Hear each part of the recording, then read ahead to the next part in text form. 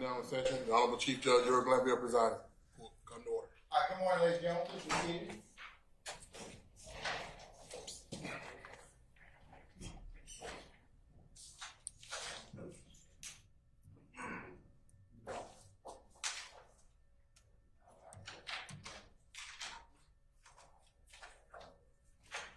Okay.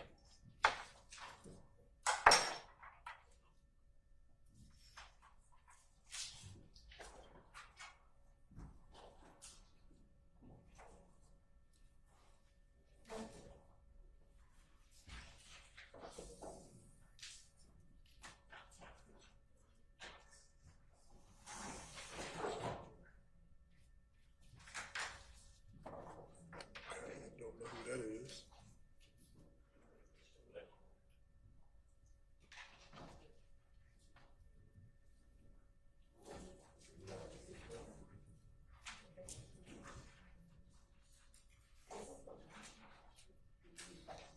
Okay, Judge, I'm not sure if she's been here before. Another attorney out there.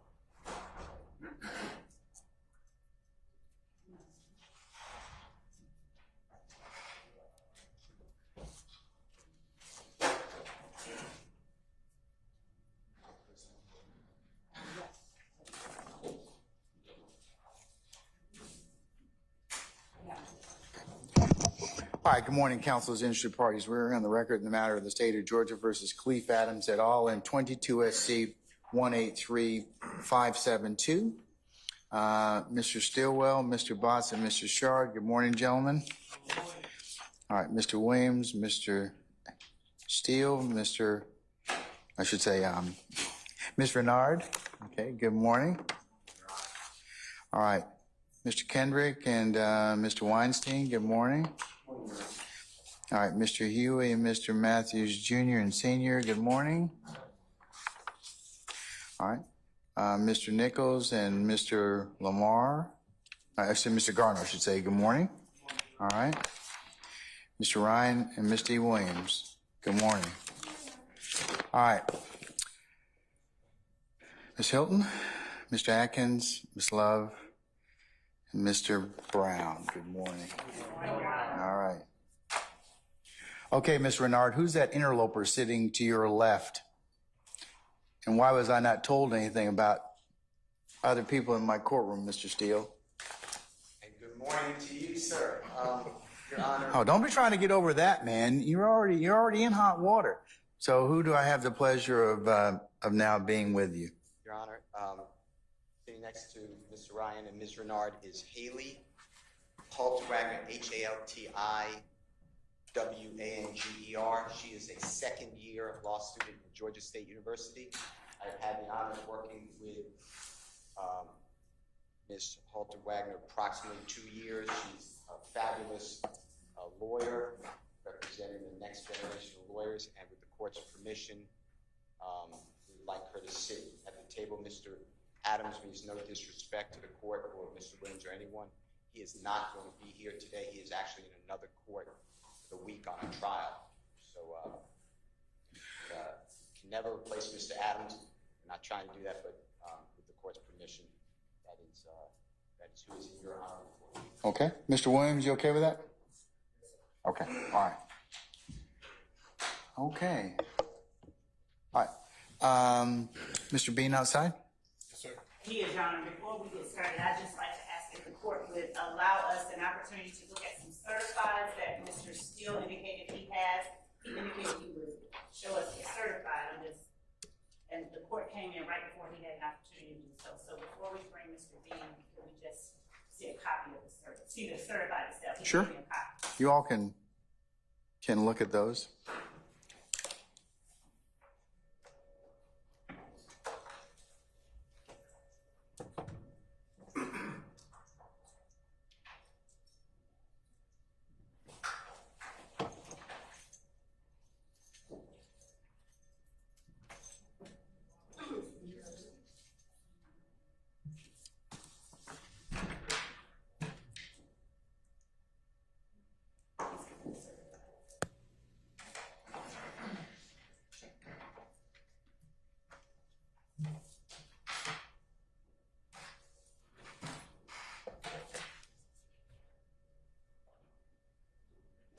And Your Honor, would the court like for us to bring Mr. Bean in before I look at the certifieds? No, why don't you accomplish that, and then we can bring Mr. Bean in. I just want to make sure he was here, that's all. Okay.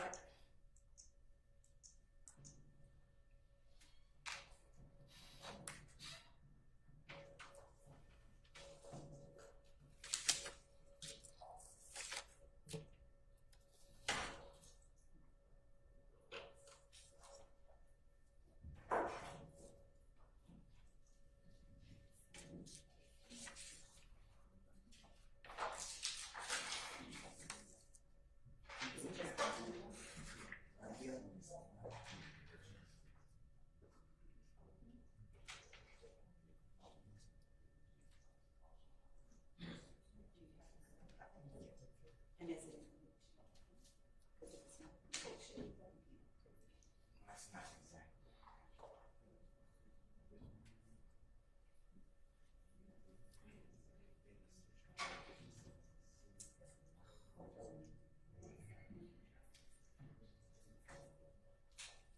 Thank you, Your Honor. We have been able to look at a copy of the actual certified copy of 14 SC 130460, and based on information that Mr. Steele shared with me just now, I don't want to speak prematurely, but it appears that he also has some indictments that he intends to use, and I moved in limine that the court preclude Mr. Steele from any attempts at impeachment or improperly introducing indictments that are not certified convictions of this witness or any other.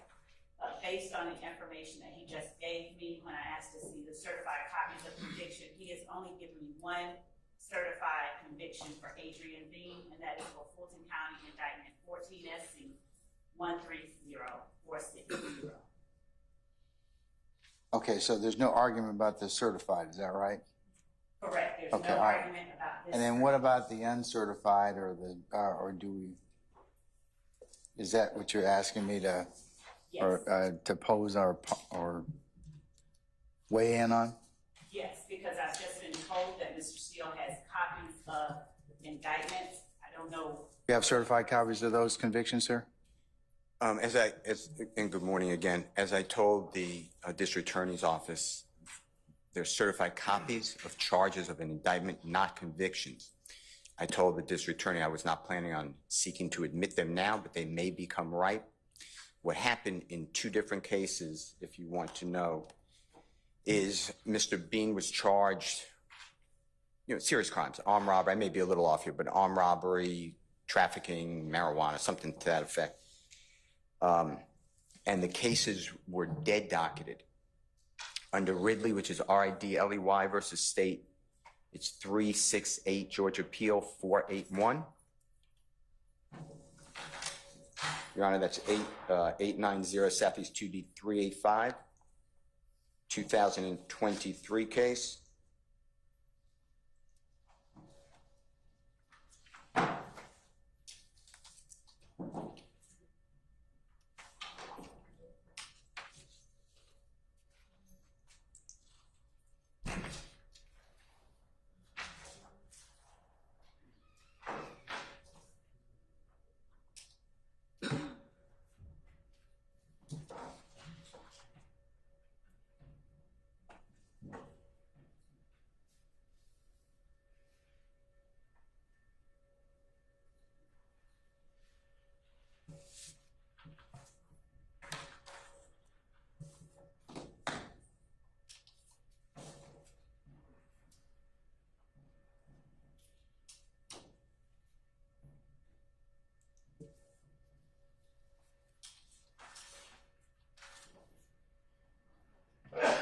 Bless you.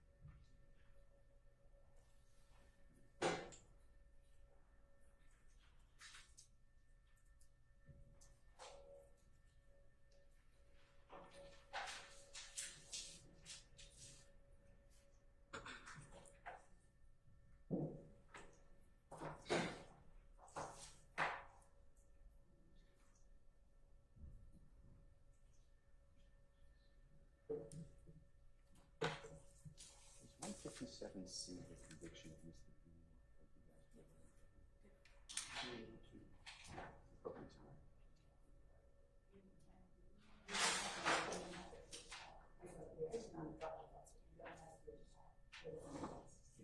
So I have to give you a data number. I'm not sensitive that I introduce it twice. That's mine. If I don't introduce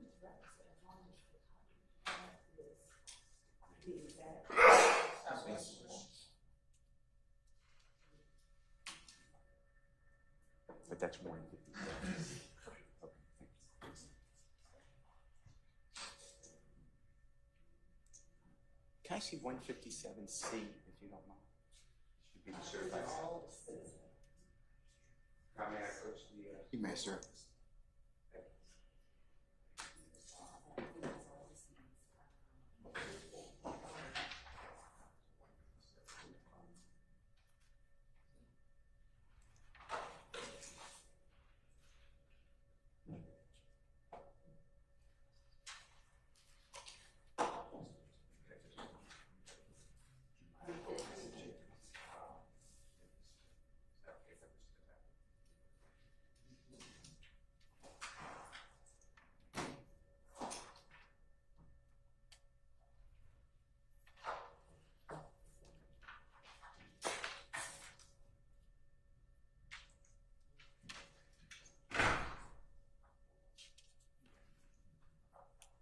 Steele Westlaw don't want to cooperate with me this morning, but that's all right. Go ahead, sir. I have a hard copy. I only have one, though. That'd be great. Thank you. I apologize. I only have one All right. hard copy. So, 481 is. May I approach, Your Honor? You may, sir.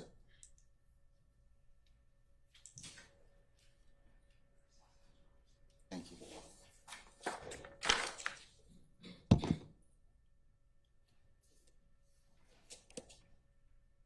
May I, Your Honor?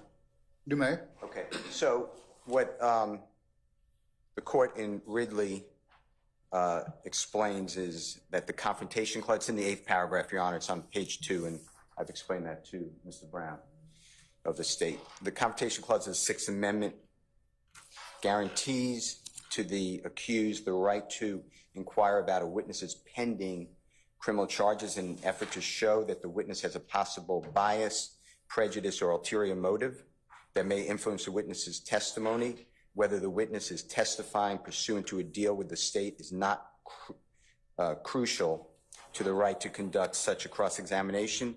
And then, Your Honor, on the 2 items that I may not use, but that the state was inquiring about, and I just put them on notice of it. I gave them a thumb drive today, and I told them, is Seals, S-E-A-L-S versus state, 311, Georgia, 739. And it's in Division 3B, as in Barry Bravo, and specifically, Your Honor, if I may have one copy, may I approach? Yes.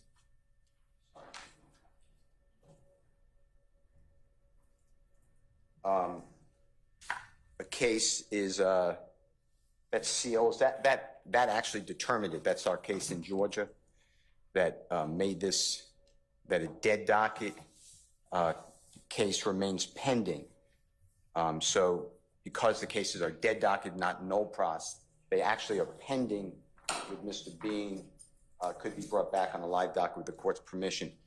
The reason I said I gave it to the state, I just gave them everything. The reason I did that was in abundance of caution that it came up and I felt needed to do it. So I want to be courteous as you told me to do and you told everyone to do. So that's why I did it. But as I told the state, I'm not really planning at this point to use them. They are older, Your Honor. I wouldn't be using them for impeachment. I think I'd be barred by the 10-year rule unless you made a finding that it was critical. But I can impeach with Mr. Bean with other convictions, so I can't really argue that it's, quote, critical to impeachment of this witness. I'm not saying the witness is not critical, but, you know, I have other manners and means to impeach him, I believe. But he might open the door as to other things. Exactly. And that's why I just did it at abundance of caution. But I'm not really there in my mind, but I just wanted to provide the state. I also gave them about 6 this morning. I gave them about a 10-minute interview that, you know, Honorable Investigator Jimmy Martin Jr., which is, it's really James, J-M-E-S, Martin Jr., and I did with Mr. Bean. It was Sunday, January 22 of 2023, and I will be using that for impeachment because, respectfully, I know it's a jury question, but I believe he was not straightforward on his testimony on direct last week, and it's also a prior inconsistent statement, but it also goes to trial testimony under oath, which can be impeached at all times. So I gave that to the state early this morning. It's only a 10-minute interview. Okay. Your Honor, 2 things I want to point out. Mr. Steele has had apparently this interview since January 22nd of 2023, if I heard him correctly. He did just send it to us this morning at 6 o'clock. That part is okay. The part that is not is that he would have to confront and lay a foundation for the playing of any audio recording that is out of court. Any such recording is barred as hearsay under 24-8801 unless there is a, unless he can establish, unless he can confront, unless he can somehow establish that there is an exception to the hearsay rule for that particular statement.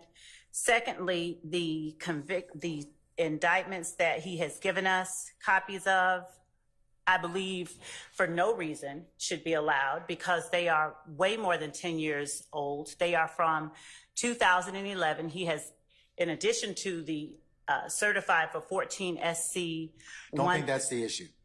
He's just bringing them to the attention of you and the court so that if your witness should open the door as to him, I would make some certain probably findings at that point in time.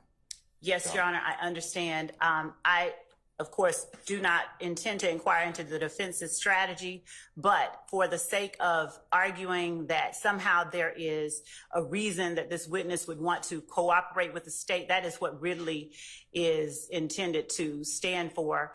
They would be able to show through open cases a witness's reason for wanting to cooperate with the state. And again, I would argue that these three, 11SC, 06SC, and 13SC cases for which Mr. Steele provided us indictments this morning are not permissible under any of those circumstances. And before he even tenders or walks to the witness to attempt to show them or even mentions them in front of the jury, I would ask that the court require Mr. Steele to, at the very least, outside the presence of the jury, tell the court what he intends to use them for. Because otherwise, once the toothpaste is out of the tube with respect to some impermissible document or impermissible item he wishes the jury to know about, it's already out.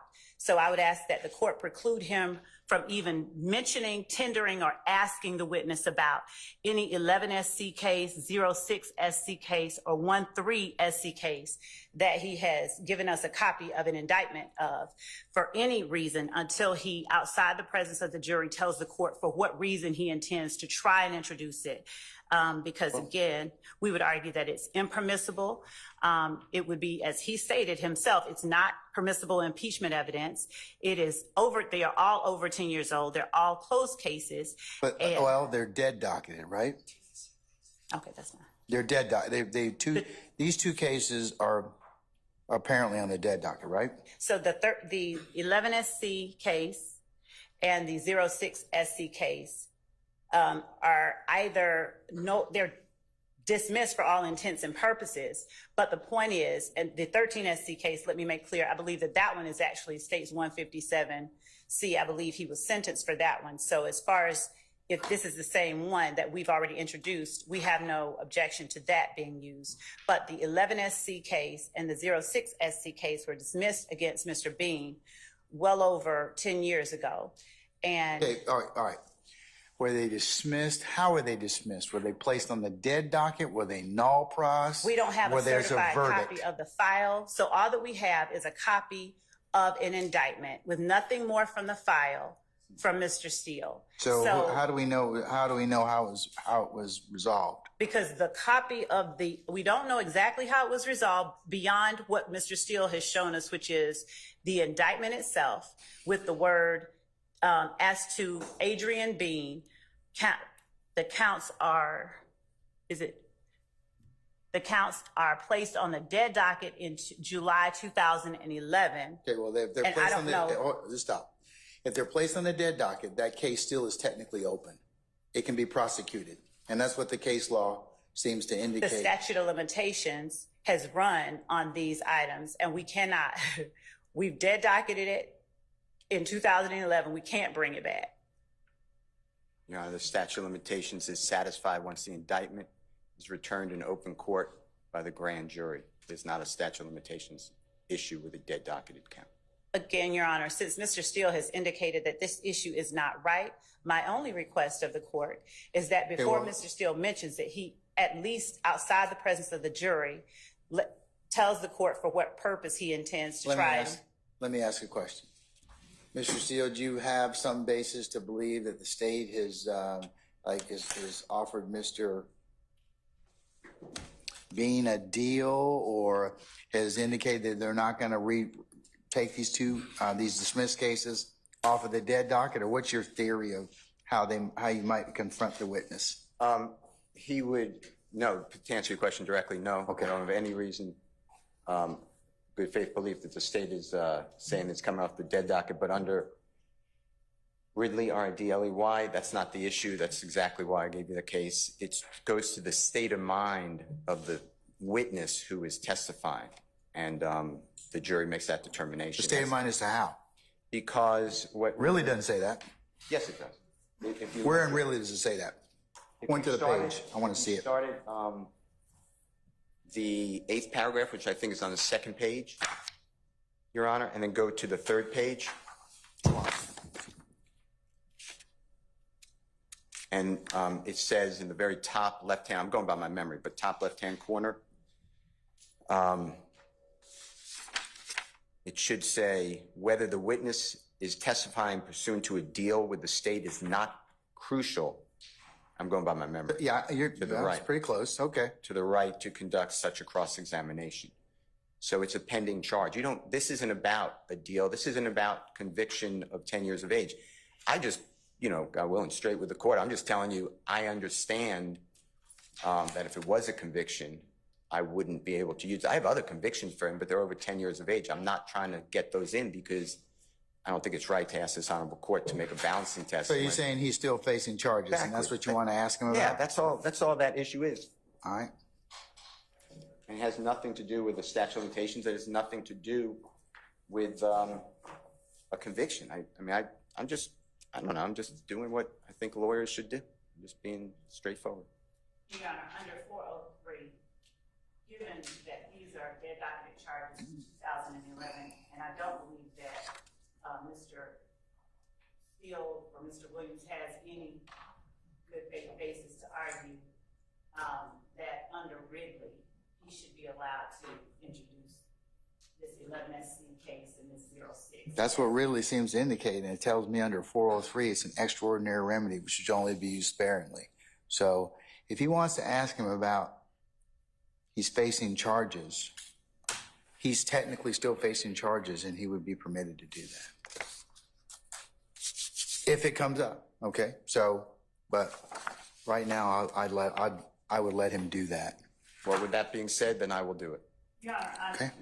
under Ridley, when the court says that he is facing charges, He's still facing charges. He's got a dead docket. Dead docket stops the statute of limitations. It's still open case. How many employments times have witnesses or other people faced dead dockets, and then because the same thing, because it's still an open case?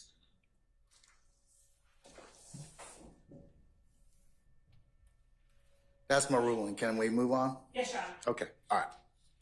If it comes down to it, so yeah, he's got a good faith basis, so if it comes down to it, he can ask those questions. All right, anything else? Not on behalf of Mr. Williams. Okay, all right. Sergeant Ingram, can you summon our jurors for us, please?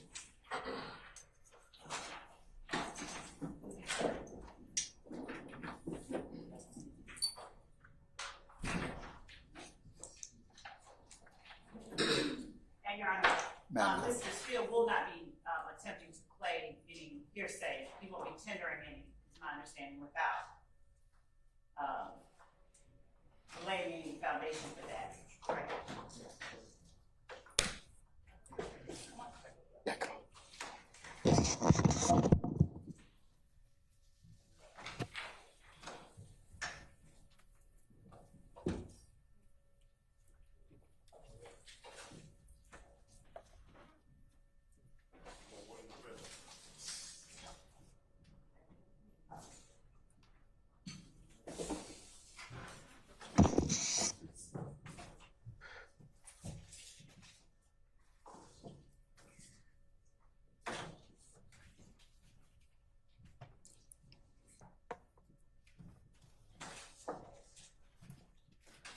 All right, ladies and gentlemen, please be seated. Jurors present. All right, thank you, Sergeant Ingram. All right, ladies and gentlemen, good morning. All right, you sound good. Okay, all right. Ms. Love, I believe that we still had Mr. Bean with us, so can we summon him, please? Yes, Your Honor. All right.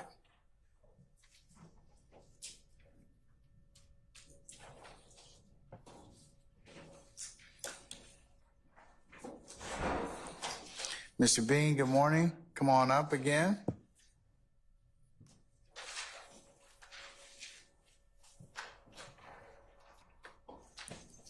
All right, sir, you're still under oath, okay?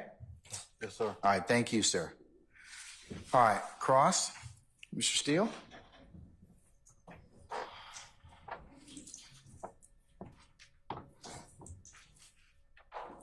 Thank you, Your Honor.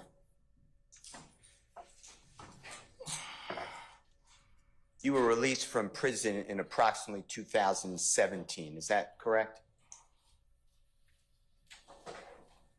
Yes, sir. And since you've been released from prison, you have been gainfully employed. You've been working, right? Yes, sir. And you work for, I believe, currently, and if I'm wrong, just tell us, for the city of Atlanta, is that right? No, sir. Who do you work with currently?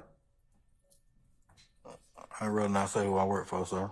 Okay, what do you do currently for a living? How about that? I'm a foreman. And explain what type of foreperson. Foreman. You said a foreman. A supervisor. Okay, for what type of work? Traffic control. Okay, traffic control. I'm sorry, I'm having a hard time hearing you. Traffic control? The traffic control. Okay. And how long have you been doing that? I really can't recall. One more time. I can't recall, sir. Has it been more than 2 years? Yes. Yes, sir. Okay. And are you working other jobs as well currently? No, sir. All right. With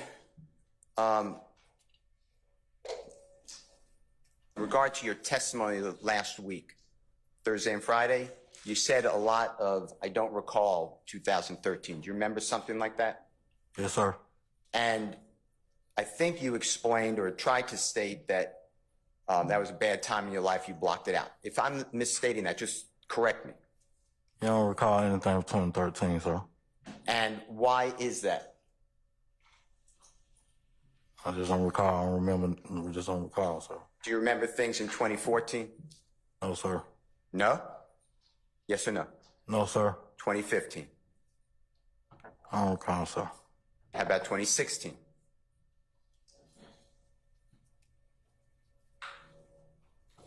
No, sir. 2017? I just remember what I need to remember in 2017. That's after prison, is that what you're saying? I mean, I was released from prison in 2017. And is your memory good after 2017 released from prison? Do you remember whenever month, I don't know the month, you're released from prison, you remember that? Is that what you're telling the jury?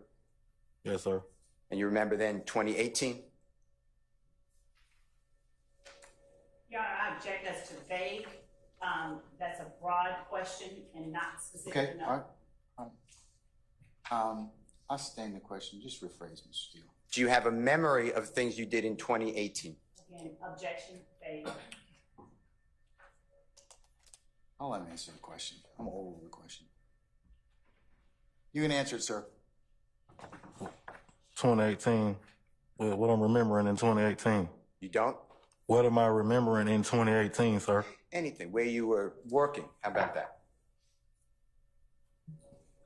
No, I remember where I worked in 2018, sir. Okay. Do you remember being home in 2018, not incarcerated? Yes, sir. All right. How about 2019? Same question. What am I remembering? Same question. Every year you asking me what am I remembering for every year that you ask me about this certain type of year. That's what I'm trying to get you to understand. Answer my question. Do you remember where you were working in 2019? No, sir. Were you working in 2019? I don't remember. Were you living free in 2019? I'm free. Were you living with your wife in 2019? I've been with my wife in 2019. Same questions. 2020. You remember that year where you were working? I've been doing the same job for quite some years now, so it'll run into all that. It's 24 now. I've been working by 7, 8 years now. The working part is going to be what you're asking me about, sir. And you remember that in 2020, right? Yes or no? Yeah. And 21, same question. Okay, Remember yeah. that? I remember my work 21. I remember my work 22. I remember my work 23. I remember my work 24. This year right now, what we're looking at. How clearly do you remember 23 and 24 years? This year and last year. Not too good. I can't hear you. Not too good. Okay. Mr. Bean.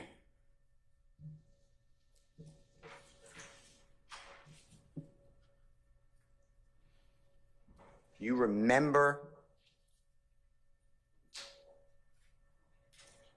being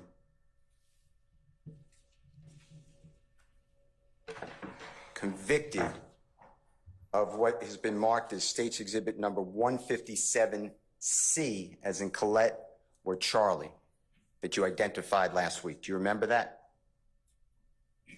No, sir. I don't know. Okay. Your Honor, with the court's permission, may I show electronically 157C in Colette? And Mr. Kokomo, if he can help me out. It's already in evidence, Your Honor. Yes, sir. It should be on the screen. You can look behind you or right next to you in a moment.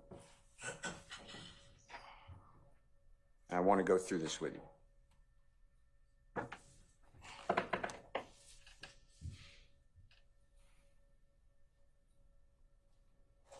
Okay, Mr. Bean, what's on the screen is been already admitted on March 1, 2024. This is the Superior Court of Fulton County, State of Georgia versus you. You see that on the left-hand side of that first page?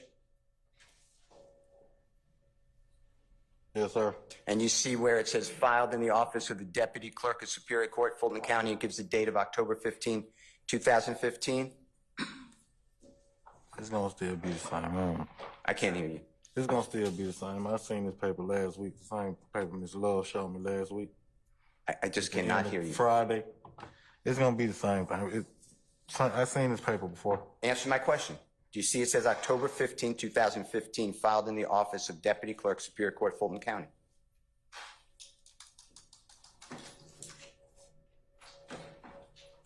Yes, sir. And you see in the next column to the right, there's a rectangle and it has your date of birth, June 22, 1979. True?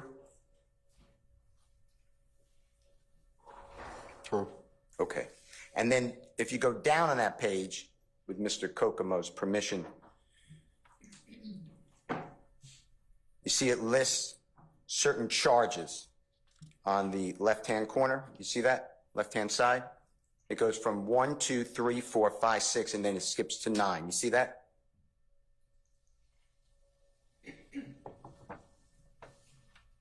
I see it. Okay. And then it says in the disposition, you see 2 columns over, after it says charge, and then you see disposition. Yes, sir. And on count 1, it says guilty Alford. Right? I don't know. Do you see it? I don't know. I can't hear you. I don't know. Do you see it? Is what I'm I can't asking. really see it. Yes? Okay. Where you thing at? Yes, sir. Okay. And then it says for the sentence, 10 years to serve 3 years. That's in prison, right? Okay. Balance probated 7 years, right? Okay. And then it says concurrent with, and it gives another indictment number. You see that? Okay. And that's indictment number 14 SC 130460, which we're going to discuss in a moment. All right? Okay? Yes? Aye. All right. Now, this is October 15, 2015, and the total sentence here is 10 years, right? I don't recall this. Well, that was your sentence. I don't recall this, sir. Okay. This is the same document you recalled last week on the 1st of March, right? But I still didn't recall it. All right. Count 2, you see on the left-hand side, count 2, it says aggravated assault against a police officer, vehicle on vehicle. You see that? You see that? Yeah, I don't recall none of this paperwork right here, but you're showing me, though, Mr. All right, well, it's in evidence, so we're going to go through it. Again, you pled guilty under Alford, right? And the same sentence. 10 years is total sentence, 3 years in prison. The balance is 7 years on probation to run concurrent with count 1. Okay? That's what it says, right? Yes or no? Sir, you got to answer the questions, okay? Yeah, I guess it's on the screen. Yes, sir. Count 3 is again aggravated assault against a peace officer, and again guilty under Alford, 10 years to serve 3 years, balance 7 years on probation, concurrent with count 1, right? I never pleaded to this. All right, we're going to talk about it. We'll go through the whole document. The next one is count 4, 5, and 6, and that's armed robbery, aggravated assault with a deadly weapon, and possession of firearm during the commission of a felony, and all those were no pros were dismissed. You see that? Yes, sir. All right, and then the last one is count 9, fleeing or attempting to elude, misdemeanor, and again guilty under Alford, 12 months to serve, concurrent, run at the same time as count 1. That's what it says, right? That's what it says. All right, let's go to page 2 with Mr. Kokomo's permission. And these are the terms of the sentence summary. You see that right there where Mr. Kokomo stopped? You see in bold it says sentence summary. Sentence summary, yeah. Okay, and defendant is a word used for somebody charged with a crime, right? You know that? I didn't know that. Like a plaintiff is a state, or a defendant is a person charged, or in a civil case. Do you know what I'm talking about? No, sir. No? Okay. Well, it says the defendant is a judge guilty. Excuse me, I'm in the wrong place. The defendant is sentenced for a total of 10 years, with the first 3 years to be served in confinement, the remainder to be served on probation, right? Then it says or, and that it's not checked, to be served on probation. So you were sent to prison, right? You see that? You say so. Well, that's the prison you're talking about with the jurors that you said you got out in about 2017, right? Yes, sir. All right. And then if you go down to the next line, the defendant, which is just the way it's termed, but you are to receive credit for time served in custody as determined by the custodian. That's the Department of Corrections for the state of Georgia, right?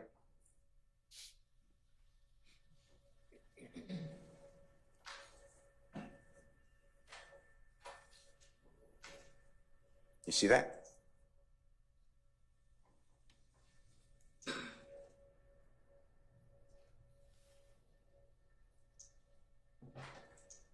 Yeah. And then on the next one, which is box 2, it's checked. Upon the service of 3 years, the remainder of the sentence may be served on probation, provided that defendant shall comply with the conditions imposed by the court as part of the sentence. And then it goes through general conditions of probation and special conditions underneath. Okay? You see that? Mm-hmm. All right. And then Mr. Kokomo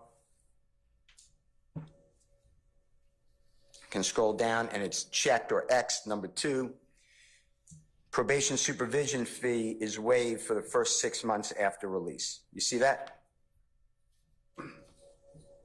Yeah. And then on the next page, it says special conditions of probation.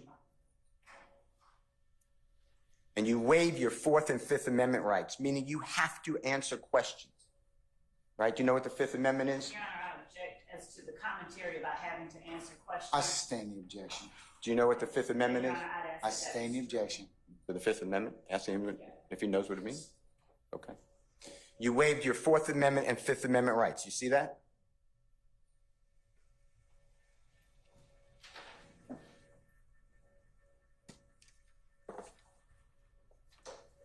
I'm looking at it. Okay. And then maintain employment, undergo regular random drug screens, obtain a GED, and then back to that court if your probation is going to be revoked. You see all that?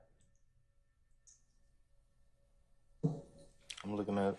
And revoked probation means you go back to prison instead of being out on the street under supervision of a probation officer, right? I guess so. You don't want to go back to prison, do you?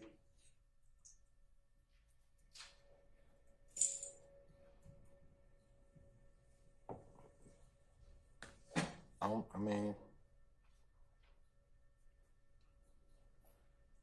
what do you mean?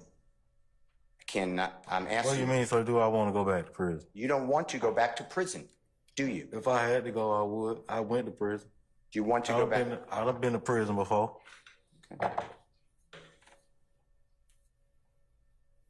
Did you enjoy prison? Your Honor, objection. I stand objection. I mean, I did mine. I did my time. Underneath that, if Mr. Kokomo comes down,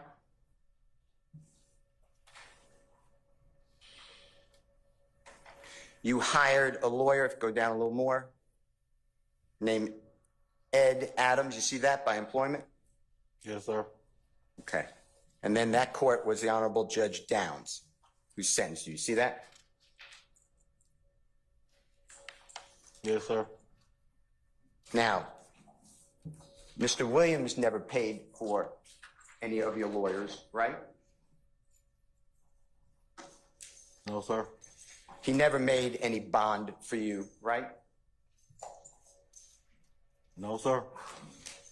The next page of this document, 157C, as in Colette, Charlie, keep going down, is the indictment.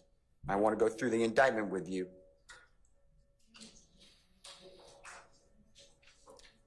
Okay. If you go up a little bit. Perfect. Thank you, Mr. Kokomo. Go down just one more to get count 9.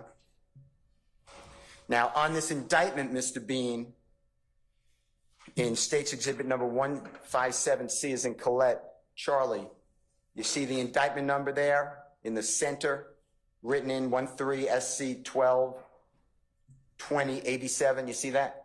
Yeah, that's what it says. And it says State of Georgia versus, and the first person is you, with count 1, 2, 3, 4, 5, 6, and 9. Same counts that we just discussed on the sentencing page. You see that? That's what it says. And then you have the next person charged is Walter Murphy. You see that name? Yeah, that's what it says. And he's the same Walter Murphy that you discussed earlier, according to, you said you didn't recall, but he was referred to by the Honorable District Attorney as DK. You remember that? No, sir. All right. And he is also charged with you in count 1, 2, 3, 4, 5, 6. Mr. Murphy's charged in count 7, but also in count 9. You see that? That's what the paper says. And then the last person is Frederick Medina, which is Medina, Prothro, Prothro. You see that? Yeah, that's what it says, sir. And Mr. Prothro is also charged in similar counts as you, but count 8. So he's charging 1, 2, 3, 4, 5, 6, 8, and 9. You see that? I guess that's what it says. And this indictment was filed, if you go down a little bit, Mr. Kokomo.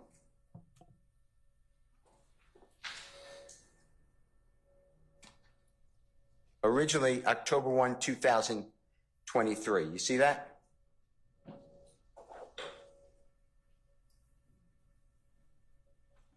says 13. You see that?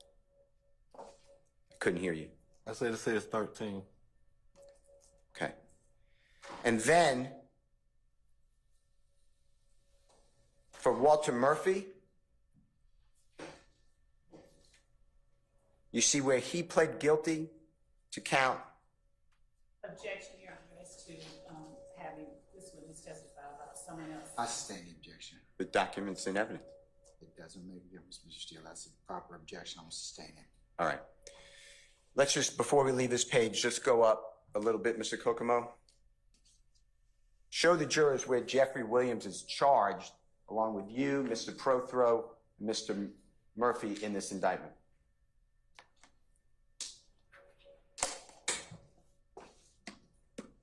You show me. I cannot hear you. You can see it clear as day. It's on the paper. You show me. He's not there. He's not there. Now, October 1, 2013, the return of this case, that is after you spoke with Detective Quinn at the City of Atlanta Homicide Office on recording on September 17, 2013. You realize that? No, sir. All right, if you can scroll down, Mr. Kokomo.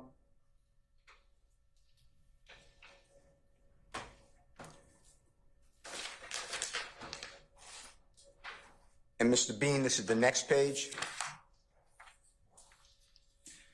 And you see in the top, just talk about you. So I'm excluding the first column, Mr. Prothero, the second column, Mr. Murphy. We're going to the third column to the right on the top. You see where you originally pled not guilty with your lawyer, Ed Levance Adams, and your signature. You see that? Yes, sir. And that's, it says October 29, 2013. You see that? Yes, sir. And then if you go down, and it's on an angle on the side, or actually it's on the center right. You see where it says Adrian Bean with your middle name? You see that in the center, kind of right?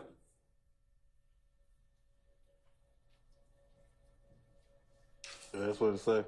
And you see there's a check mark. You pled guilty under Alford to the indicted offenses in count 1, 2, 3, and 9, like it says on the first page of 157C. You see that? Yes, sir. And that's October 1, 2015 now. So it's 2 years and 3 weeks after September 11, 2013 that you're resolving this case. You see that? That's what the paper say. One more time. That's what the paper say. Okay. And then the other counts, if you look kind of on an angle, as to Adrian Bean, count 4, 5,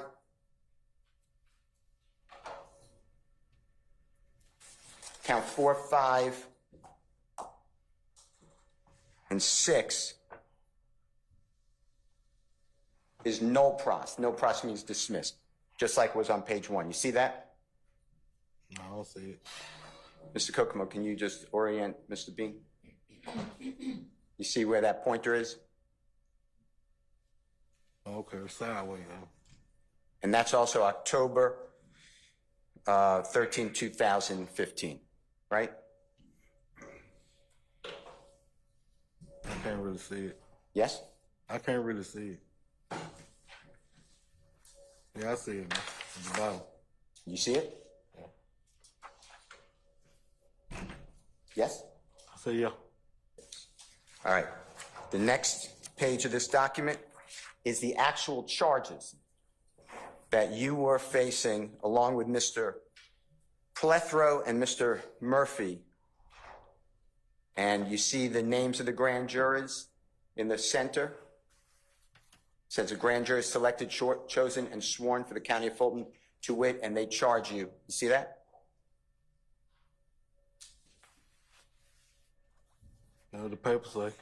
And count 1 charges you, Mr. Murphy, Mr. Medina, with the offense of aggravated assault against a peace officer for that the accused, that's you, and the other 2, in the county of Fulton, state of Georgia, the 11th day of September 2013, did intentionally drive and steer a motor vehicle at, towards, and in the direction of E. Robertson L., a peace officer employed by Atlanta Police Department as a peace police officer who was at the time of the said assault, engaged in the performance of his official duties as a peace officer, said motor vehicle being a means likely to cause serious bodily injury when used offensively against a person. You see that?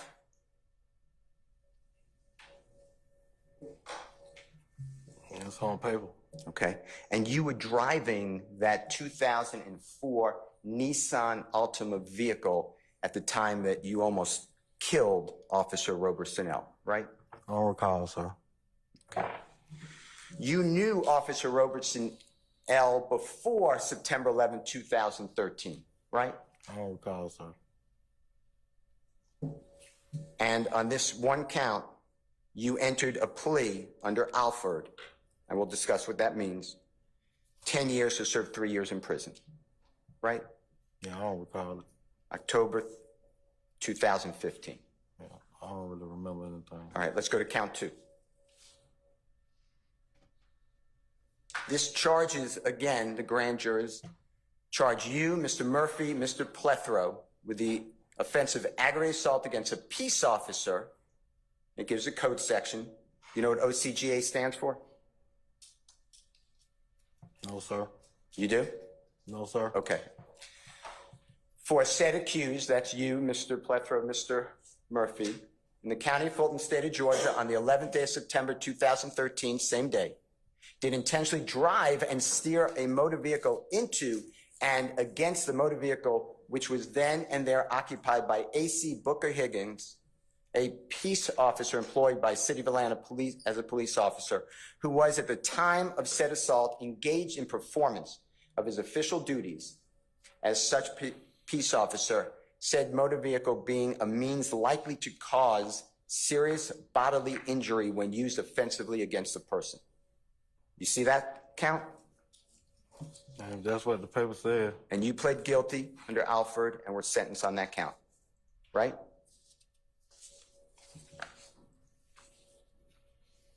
No. You didn't plead guilty No. to that count? No. Okay. Count 3.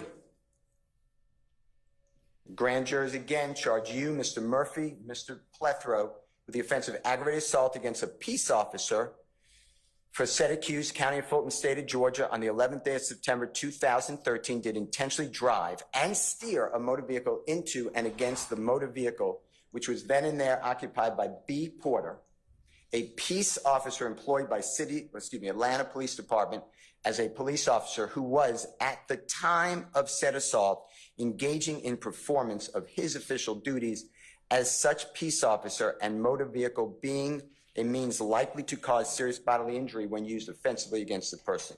And you pled guilty to that and were sentenced, right? I don't remember. Okay. Then count 4 is going to be no process against you, but the charge is that you, Mr. Murphy, and Mr. Plethro were charged with the offense of armed robbery, for that you all, in county of Fulton, state of Georgia, the 11th day of September 2013, did unlawfully, with the intent to commit a theft, take from the person and immediate presence of Derek Dotson, United States currency, the property of Derek Dotson by use of a handgun, an offensive weapon. That case for you was dismissed, right? I don't remember. Or no process? I don't remember still. All right. Mr. Kokomo, just go back to the very first page of State's Exhibit 157 for a second, please.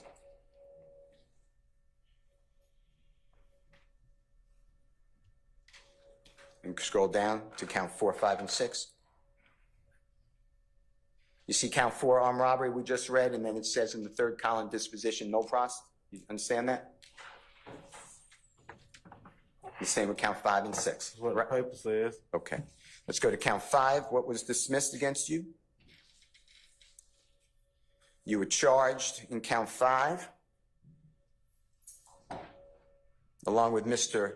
Murphy and Mr. Plethro, with aggravated assault with a deadly weapon for said accused in county of Fulton, state of Georgia, on the 11th day of September 2013, did unlawfully commit an assault upon the person Derek Dotson by shooting at, towards, and in the immediate direction of Derek Dotson with a handgun, same being a deadly weapon. Your case was dismissed. That's what you were charged, right? Yes, sir. The paper say. And then count 6 is going to be the grand jurors charge you, Walter Murphy, and Mr. Plethro with the offense of possession of a firearm during the commission of a felony for that said accused, the 3 of you, in the county of Fulton, state of Georgia, on the 11th day of September 2013, did unlawfully have on and within arm's reach of accused person a handgun during the commission of a felony against and involving the person of another, to wit, armed robbery, and that case against you was dismissed, right? That's what the paper say. Okay. And then number 7 charges just Mr. Walter Murphy with possession of firearm by convicted felon. Count 8 charges Mr. Plethro, possession of firearm by convicted felon. And then count 9 charges you, Mr. Murphy, and Mr. Plethro with the offense of fleeing or attempting to elude for that said accused, county of Fulton, state of Georgia, 11th day of September 2013, did willfully fail to bring his vehicle to a stop after being given a visual hand signal to do so by E. Roberson L., a police officer employed by Atlanta Police Department in uniform, prominently displaying his badge of office in an appropriately marked police vehicle. And you pled guilty under Alford to that, right? I don't remember. The next page has, again, your name, your date of birth, has 6/22/79, and then Mr. Murphy and Mr. Plethro's information. And then if you go down to the witness list, you see the witnesses, Derek Dotson, and then the police officers, including Detective Quinn. You see that?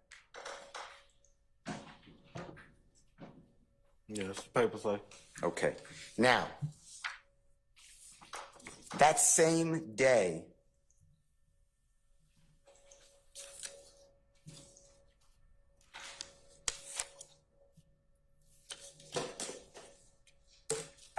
you disposed of another case. You remember that?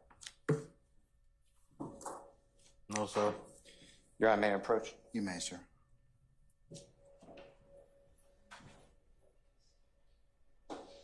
May I approach you? I'm showing you what I've marked as dated today, Mr. Williams, number 199. You can look at the whole document, okay? I'm not trying to rush you. I mean, this is your signature.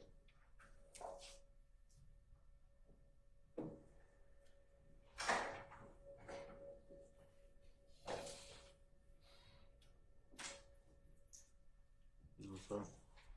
I didn't write that. I'm sorry, I didn't write that. Okay. Is that your signature? I didn't write down one of them. Is your lawyer, you recognize the signature of Ed Adams? That's your lawyer? I don't know how his signature would be, sir. Is that your lawyer? Ed Adams is my lawyer, but I can explain to you about his signature. And do you remember being charged and convicted of aggravated assault with a deadly weapon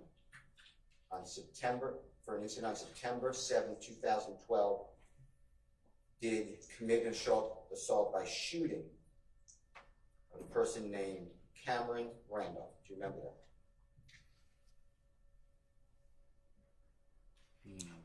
I can't hear you. No, sir. You deny it.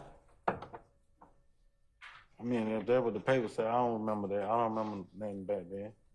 Do you remember being charged in count 2 with aggravated assault with a deadly weapon on the same day, September 7, 2012, by committing assault on James Butler by shooting James Butler? No, sir. You're denying that. Yes, sir. You do realize you're on an oath. Yes, sir. Remember count 3, being charged and convicted of possession of a firearm by a convicted felon on the same day, 7th day of September 2012, did knowingly and unlawfully. I don't remember that, though, still. You had a firearm, to wit, a handgun. You were a convicted felon from indictment number 01-SC-03-786, Superior Court, Fulton County, charged with possession of cocaine with intent to distribute on May 18, 2021. Are you denying that? Sir, I don't remember that, sir. And then on the last page, it has, again, your name and your identifying information, including 6/22/79 as your date of birth, right? That's what the paper say. Your Honor, I have a certified copy of a conviction from the Honorable Fulton County Superior Court Clerk for State of Georgia versus Mr. Adrian Bean. Same lawyer, same date, judge down. I have the plea colloquy if you want it. And in fact, I have the same date of birth on the document itself, and I move it into evidence. Have you shown that to the state? What are Of you course. marking there, sir? Mr. Williams, number 199. Any objection to Mr. Williams 199? State has no objection to the self-authenticating document that is the certified conviction. That is Williams 199. I'm not certain what the rest of Mr. Steele's representation is regarding the colloquy, but the certified conviction, the state has no objection. All right, I'll admit Jeffery Williams 199. the actual certified copy of the conviction. The other allied documents can be separated, okay? Your Honor, may I approach Mr. Bean with Mr. Williams, number 199, that's in evidence, as well as states 157C, in case he needs to refer to them. Yes. May I approach you again? I don't care. What? Can I? Yes, sir. I'm showing you, and I'm going to leave with you, in case you need to see them, just let us know if you're looking at them. This is Mr. Williams, number 199 in evidence. This is State's Exhibit number 157C. Okay. With Mr. Kokomo's permission, Your Honor, I would like to show on display Mr. Williams, number 199, that's now in evidence. All right, may be shown.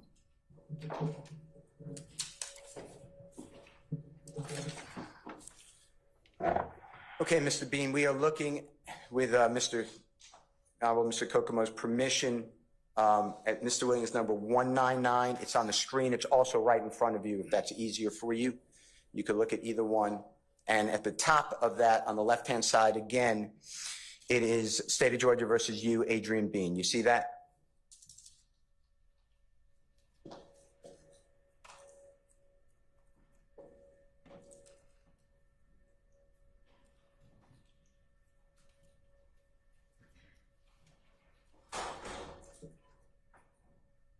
Excuse me. Can I say something? Not really. Answer my question, and then you ask the Honorable Court. Is that what the paper say? What'd you say, sir? I'm sorry. That's what the paper say? And then this is for indictment number. You see under it, criminal action number 14 SC 1306, 0460. You see that? Yeah, that's what the paper say. All right. And Mr. Bean, to the right of that, you see in that rectangle, it's the same date of birth for you, 6/22/79, right? 6/22/1979 has been stated to be my birthday. Yes. Okay. And then underneath it, we are going to go to the charges. You entered a plea. It says a non-negotiated plea. You see that check mark right in the center top? Or it's not a check, it's an X. That's what the paper say. Okay. And then a little down. You're charged now in 4 counts in this indictment. And the first one is aggravated assault with a deadly weapon, as well as is the second count. The third count is possession of a firearm by a convicted felon, and the fourth count is possession of a firearm during the commission of a felony. You see that in the second column on the left? That's what the paper says, sir. And then in the center, well, it's center left, you see the disposition? You again entered a guilty plea under Alford. So all 4 counts. You see that? That's what the paper say. And then next to it is your sentence. And you see the sentence now is 10 years to serve 3 years, balance of 7 years on probation. And that's to count 1 as well as count 2. You see that?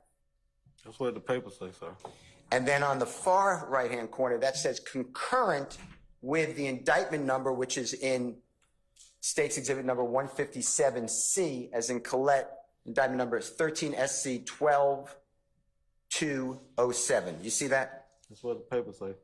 And then for count 3, and you get 5 years to serve 3 years, balance of 2 years probated. You see that? Yeah, that's what the paper say, sir. And that's concurrent with count 1 as well. Right? That's what the paper say. Okay.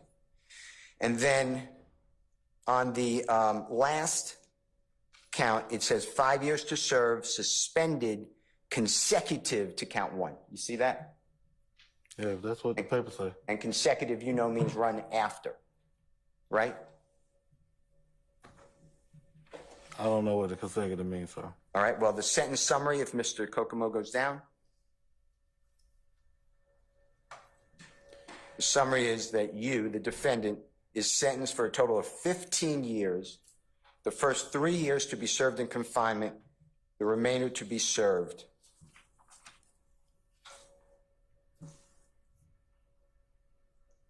And then if you go to the next page, the very top, you are to receive credit for time served in custody as determined by the custodian. And then number 2 is checked. Upon the service of 3 years in prison, or upon the service of 3 years, the remainder of the sentence may be served on probation, provided the defendant shall comply with conditions of probation.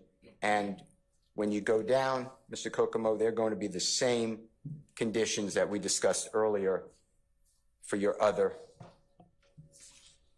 conviction in State's Exhibit 157C. You see that? And that's what the paper said. All right, and then if you go down to the date, keep going down, please.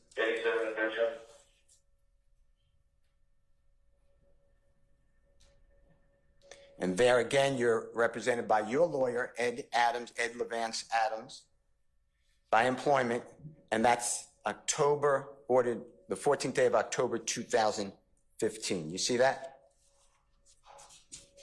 That's what the paper said. The next page is going to be your indictment.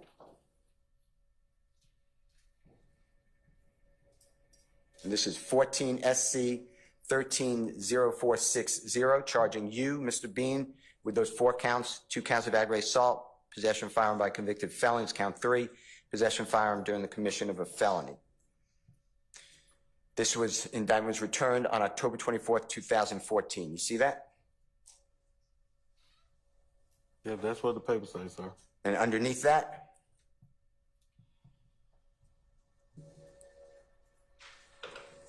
it is stamped there, October 24th, 2014, same day the grand jury returned the indictment. And if you go down,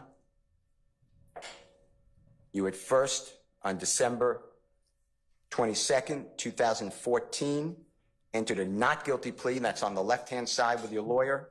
And then in the middle of that page that Mr. Kokomo is showing, you change it to a guilty plea under Alford versus North Carolina to all counts on the first day of October, the 15th day of October, whatever that says, 2015. You see that? Yes, sir. And then you see underneath it's filed in the office of the clerk of Fulton County Superior Court on October 15, 2015, the same day as you were sentenced on the other September 11, 2013 crimes, right?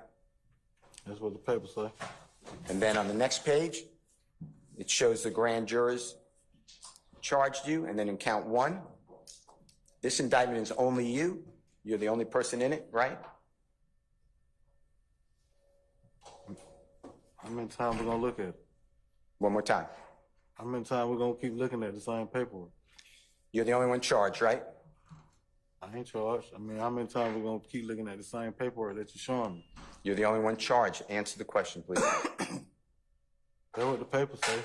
And then it says in count 1 that the grand jury does charge and accuse Adrian Bean with the offense of aggravated assault with a deadly weapon for that said accused, County of Fulton, State of Georgia, the 7th day of September 2012, did unlawfully commit an assault upon the person of Cameron Randolph by shooting him with a handgun, same being a deadly weapon. You see that?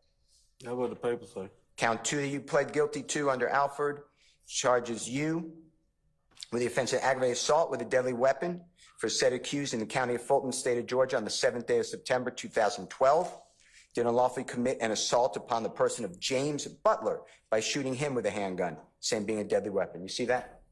That's what the paper says. Now, this is approximately 4 days short of a year from then, is September 11, 2013, when you were driving that red 2004 Altima, right? I don't recall still. The next, I don't recall still. the next count is count 3, charging you with possession of firearm by a convicted felon in County of Fulton, State of Georgia, on the 7th day of September 2012, did knowingly and without lawful authority possess a certain firearm, to wit, a handgun, accused having been convicted of felony on indictment number 01 SC 03786, Superior Court of Fulton County, charge of possession with cocaine. of cocaine with intent to distribute on May 18, 2021, right? That's what the paper says, sir. That's about 11 years earlier than September 2012, right?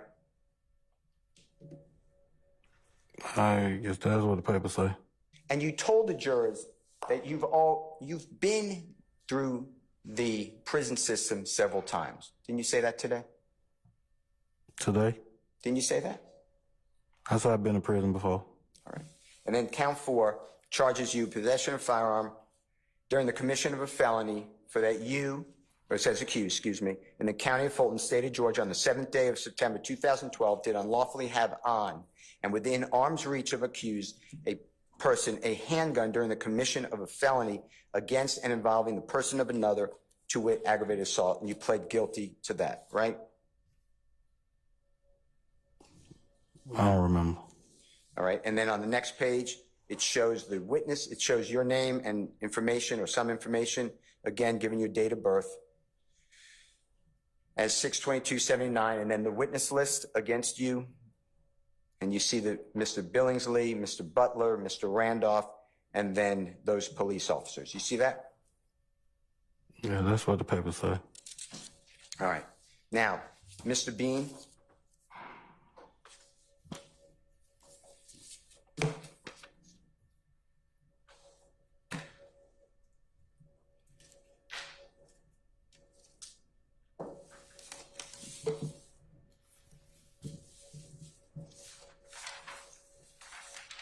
I noticed several times on last Thursday and Friday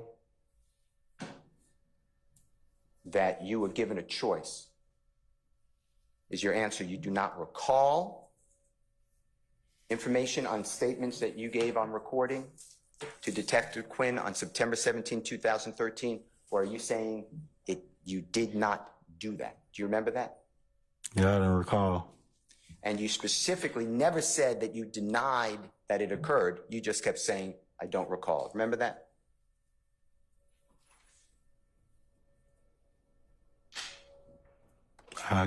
That's what I said.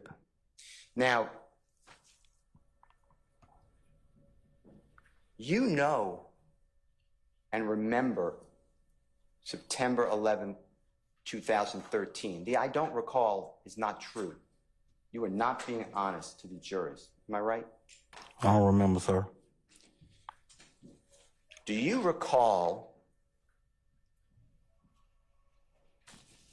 meeting with me and investigator James Martin, private investigator, and we were trying to get in touch with you, and we caught up with you on Sunday morning, approximately 11 o'clock in the morning, on January 22 of 2023. You remember that?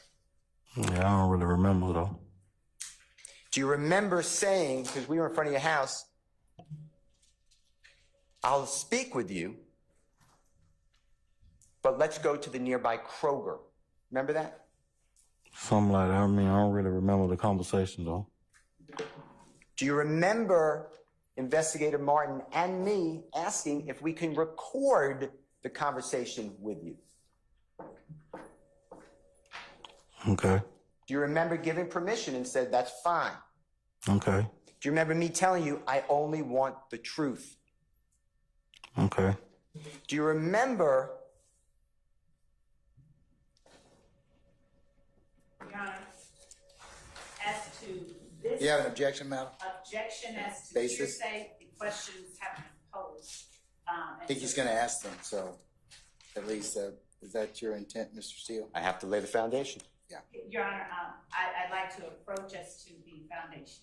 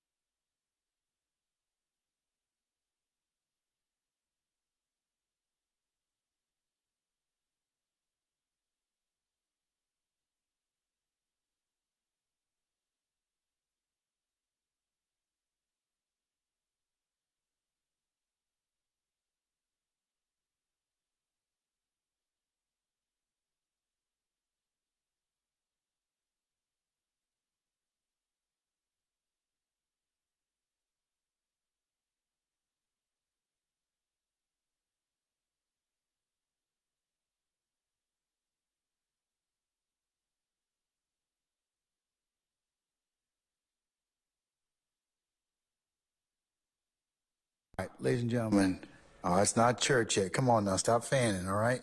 Okay, all right. Not that hot.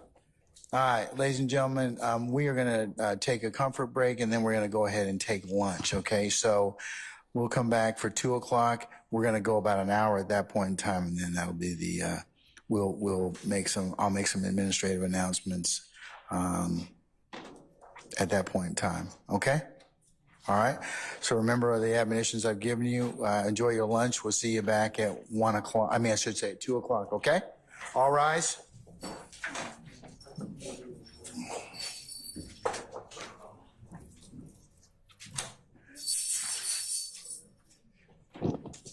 Where you going?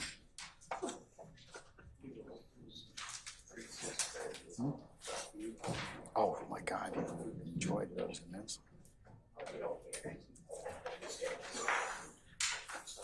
Oh, I could have. They're like I could have eaten those all afternoon.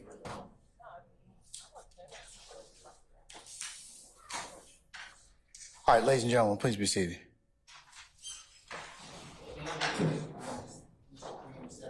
The door, Deputy, can you get Mr. Bean, please, sir?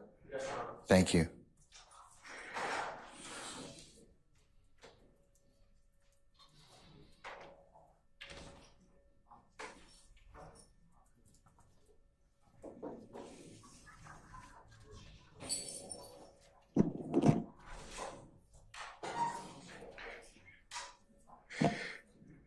Mr. Bean, just hold fast, stand fast. I'm going to release you for lunch. Come back for 2 o'clock. I'll be back here just a little before 2. Don't discuss testimony with anybody except the attorneys in this case, okay? Okay, see you then. All right.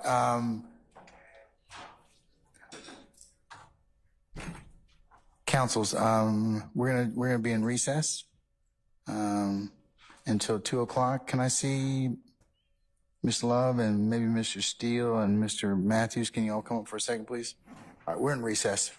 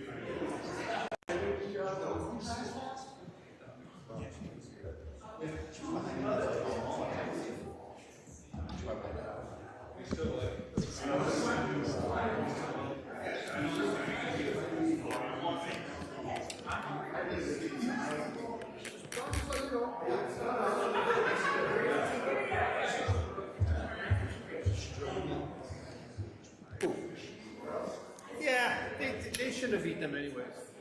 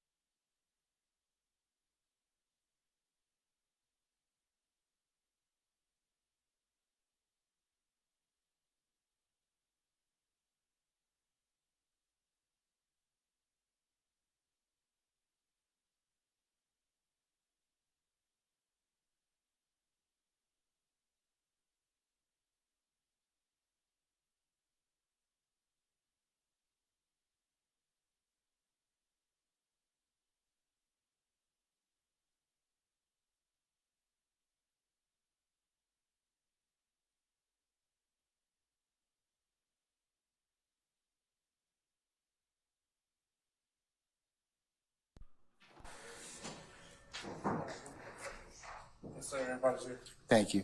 All right. Mr. Bean, is he outside? Okay. You want to come in? Yes, please. Thank you.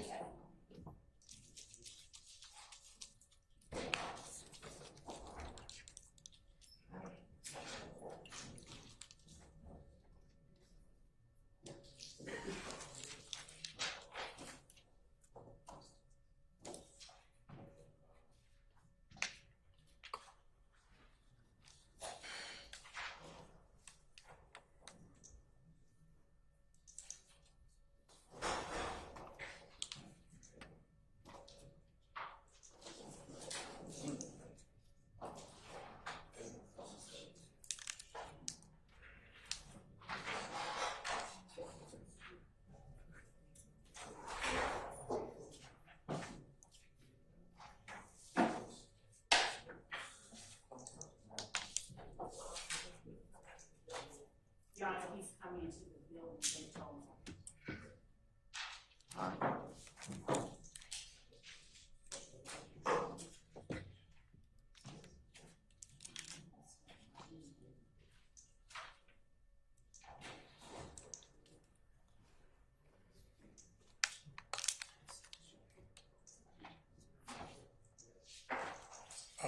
Is that for me? I get, yeah, get in the box, get in the box, get in the box. I get to it.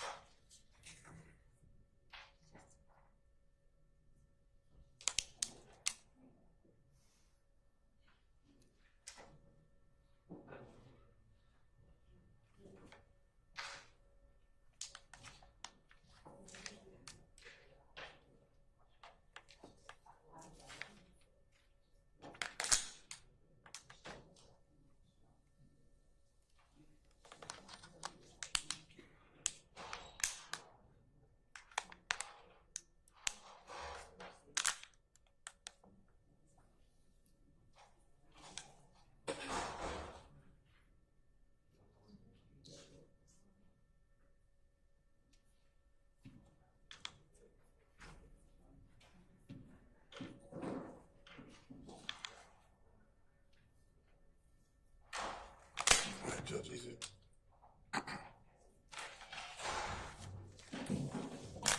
He's in the courtroom. Okay, yeah.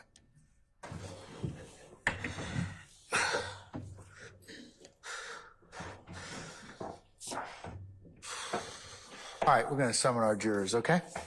All right. Sergeant Ingram?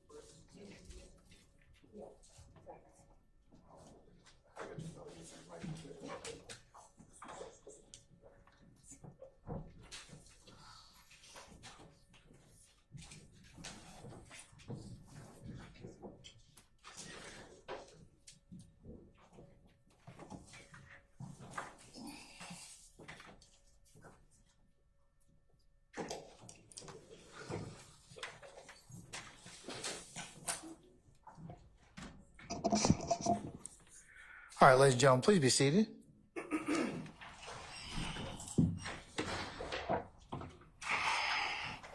All right, thank you, Sergeant Ingram. All right, Mr. Steele.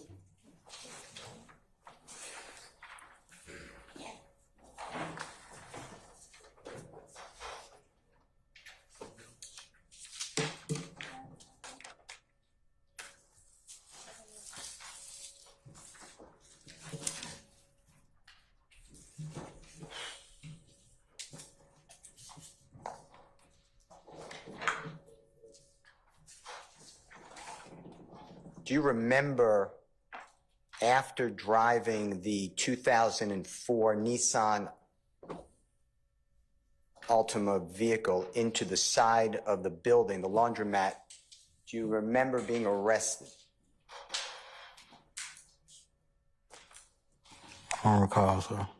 Do you remember that after being struck by the police car, you were then handcuffed and taken into police custody? Same day. No, sir. Do you recall then being taken to the hospital, Grady Hospital, for injuries? No, sir. I couldn't hear you. No, sir. You don't remember. Do you remember in Grady Hospital, a law enforcement officer, detective with the City of Atlanta Police Department coming out and speaking with you? My statement was I don't remember nothing from 2013, sir.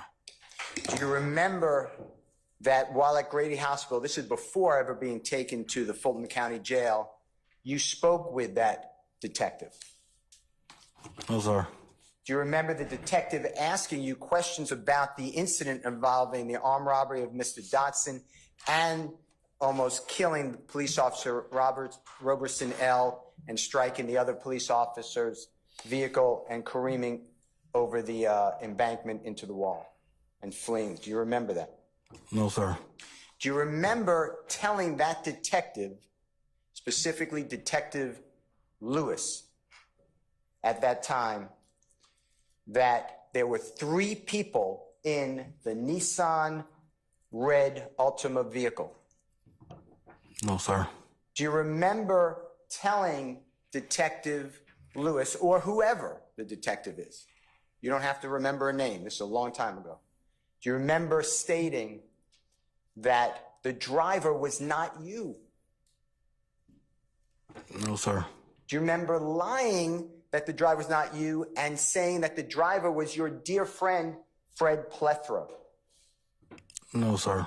Fred Plethro and you are good friends, fair to say, or were good friends? I don't recall, sir. You don't remember stating that Fred Plethro is like your brother? No, sir.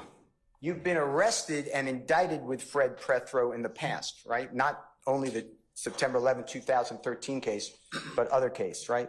No, sir. You deny that? Yes, sir.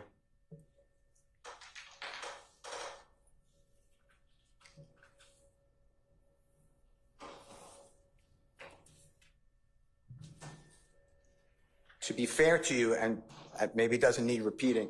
I don't remember no case from Let me just finish no speaking. further protocol.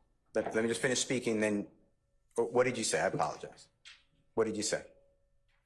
The same thing I've been saying. Okay. I didn't hear what you just said about Fred Plethora. I don't remember no case with him. Okay. Being indicted with him. No, I don't.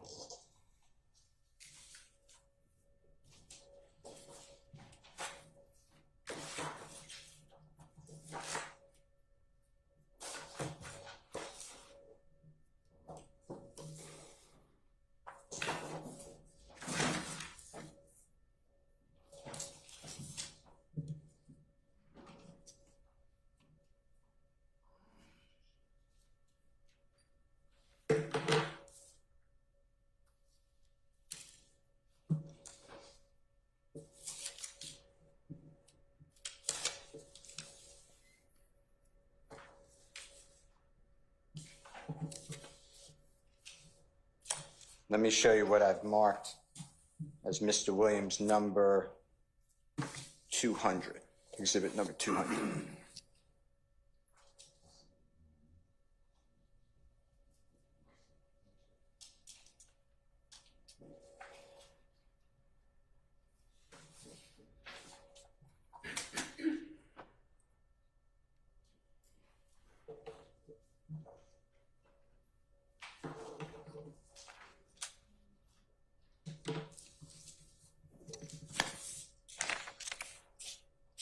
Your Honor, I'd like to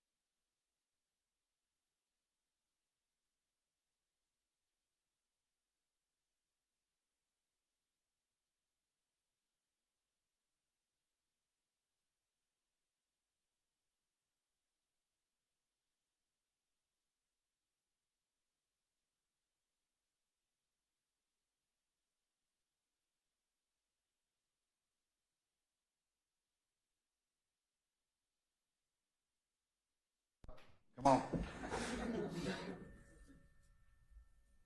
Thank you, sir.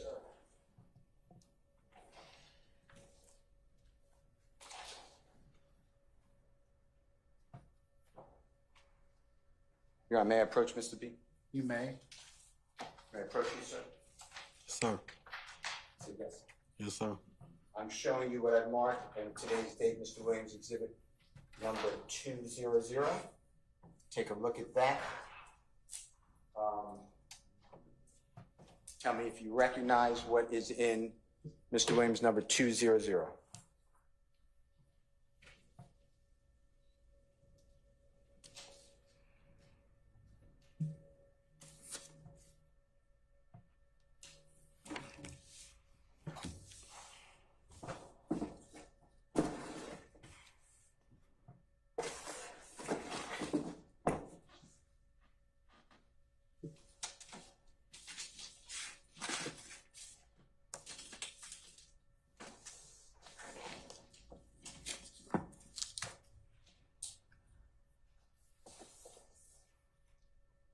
Recognize it? I don't recognize none of it. Okay. Your Honor, I move for the admission of Mr. Williams number 200, a self-authenticating certified copy of the indictment from the Honorable Clerk of Court, Fulton County. Indictment number 11 SC 102083 for purposes of impeachment. Any objection, Ms. Law? No, Your Honor. All right, it's admitted, and may be inquired upon as you see fit. Mr. Kokomo, thank you so much. All right, this is Mr. Williams on the screen. It's also in front of you, sir. This is indictment number 11 SC 102083. You see that in the center top part of this page? That's what the paper says, sir. And you see it's State of Georgia versus a gentleman, Mr. Frederick Prethrow, counts 1, 3, 4, 5. You see that? That's what the paper says. Then a William Herman Green with an E at the end. You see that? That's what the paper says. Also, Shadwana, if I mispronounce, I apologize. Shajuana Bean, same last name as you. That's what the paper says. And that's count 1, 3, and 4, right? That's what the paper says. And who is, if anyone, in relation to you, that person? Objection, Your Honor. As Basis. to relevance. I sustain the question. Remember when you asked him about Mr. Steele. All right. And then your name is at the end. See Adrian Bean, count 1, 2, 3, 4, and 8. You see that? That's what the paper says. Okay. And on the right-hand side, it gives the charges. You see that? 1 through 8. Yes, sir. Possession of marijuana with intent to distribute, possession of cocaine with intent to distribute, possession of firearm during commission of a felony, possession of firearm during commission of a felony, again, possession of firearm by a convicted felon, possession of firearm by a convicted felon, again, count 7, obstruction of a law enforcement officer, misdemeanor, possession of firearm by a convicted felon. You see that? Yes, sir. And then you see, if you go to the, keep going to the right part of that page, it's written at an angle. You see that it says that upon the motion of the Assistant District Attorney, the within indictment is ordered placed on the dead docket, and the surety, meaning bondsperson, is relieved of liability in this case. This is the 25th day of July, 2011. You see the judge signature, and that says as only to you. You see that? Yes, sir. What the paper says. Okay. And then on the next page,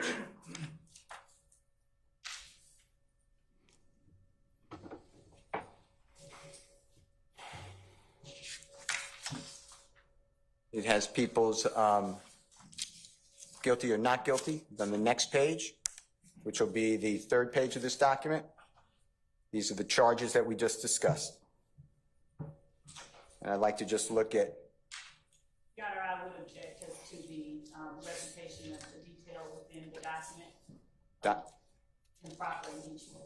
Documents and evidence, and it's a dead docket pending Mr. case. Steele, same thing. If she's objected, it's a valid objection. Remember what you offered it for.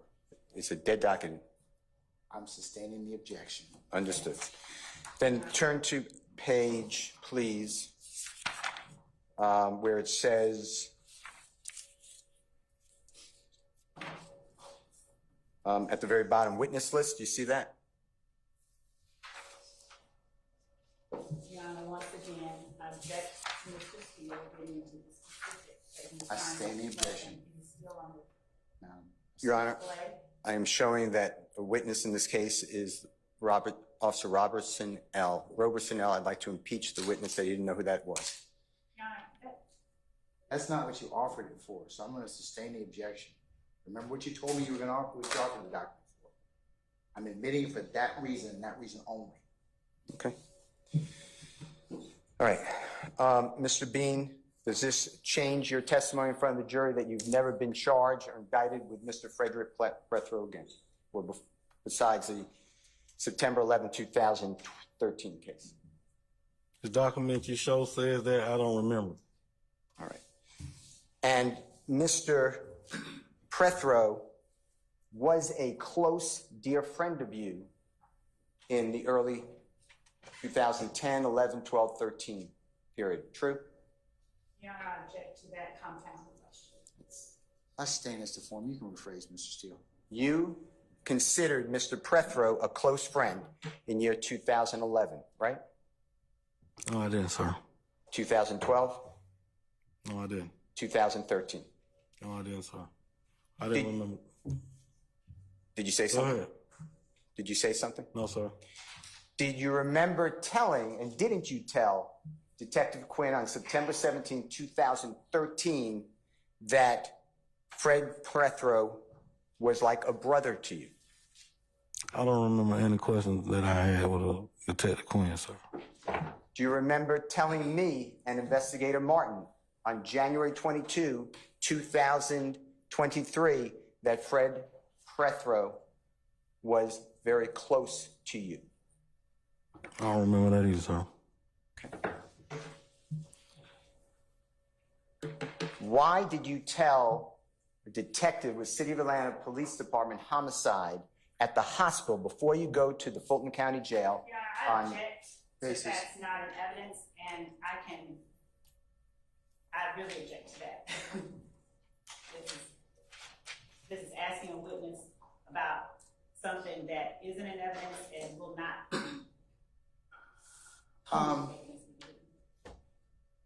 It's his statement, Your Honor. Your Honor, I'm going to overrule the objection. I'll let him ask the question, okay? We'll see where it goes from there. Why did you tell the detective at the hospital, Grady Hospital, on September 11th, 2013, that it was not you, but your dear friend driving that Nissan vehicle? There are no facts that are in evidence. There will be no statement put in evidence. So I object to facts not in evidence. Did he make the statement, Mr. Steele? Yes. Mr. Steele does not have any such statement. And there is no evidence that will say. Can I see it? Yes, sir. Let me ask it this way. Do you have a good faith basis? Yes, sir. All right, I'm going to overrule the objection.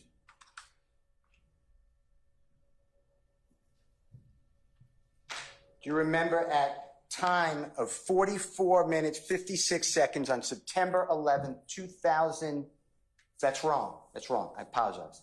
Do you remember on September 17th, 2013, on the recording with Detective Quinn at 44 minutes and 56 seconds, telling Detective Quinn that, yes, sir, I lied to the detective when they first came and talked to me, and I told them, and that's probably the lies you're talking about. I told them Big Fred was driving, and I was the driver. Big Fred was the passenger. Do you remember saying that? No, sir, I don't remember that, sir. Why did you tell Detective Quinn on recording at that time, stamp that I just said, that your dear friend is driving the car that almost killed the police officer? I don't recall that, sir. Why did you tell Detective Quinn that you typically use your cousin's name when getting arrested so you don't get arrested and they pull up your history? I don't recall that either, sir. Why would you use a cousin or any other person's name so you could get out of trouble but get them into trouble? Why would you do that? I don't recall that either. When at the hospital, Your Honor, I object to the hospital statement because that is the part that is not in evidence and that will not come into evidence. Is there a statement? yes, sir. Show that to Miss Love. You have a good faith basis, that's fine. I sent it to Miss Love this morning before 6 o'clock a.m. It's a 10-minute recording. It is not a statement at the hospital. It is a statement with Mr. Steele in 2023. Mr. Bean admits to making that statement at the hospital. This is all proper. And you probably need to orient him to before you ask that question. Okay. Your Honor, can Mr. Kokomo come forward with headphones and play the 10-minute recording for Mr. Bean then? I think you need to ask him some more questions in order to do that. Okay.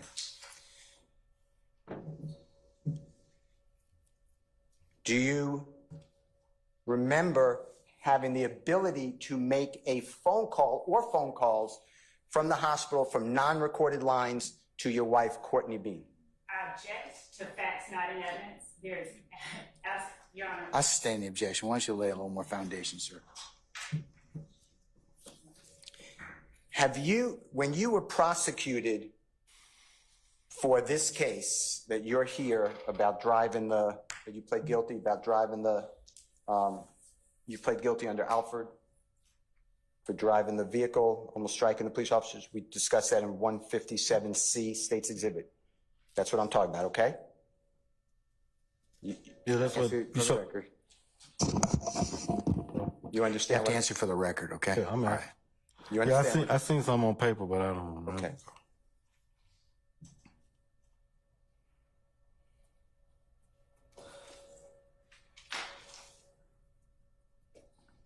On that case, before going to Fulton County Jail, you went to Grady Hospital. Remember telling me that? And Jimmy Martin Jr. on recording? I don't remember any conversation we had, Mr. Steele. And it's me. I'm confident it's not you, so I apologize, but I can't hear you. I know you said you can't remember, but then there were other words. Can you repeat What was what your you name? Mr. Steele, right? Yeah. Yeah, that's what I said. What did you say, though? I don't remember any conversation that me and you even had, sir. Okay. Okay.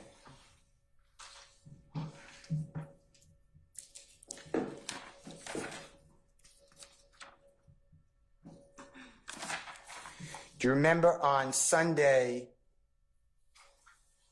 January 22, 2023, approximately 11 o'clock a.m., listening to a jail call that Jimmy Martin Jr. played for you in my presence at the Kroger restaurant near your, Kroger grocery store near your home?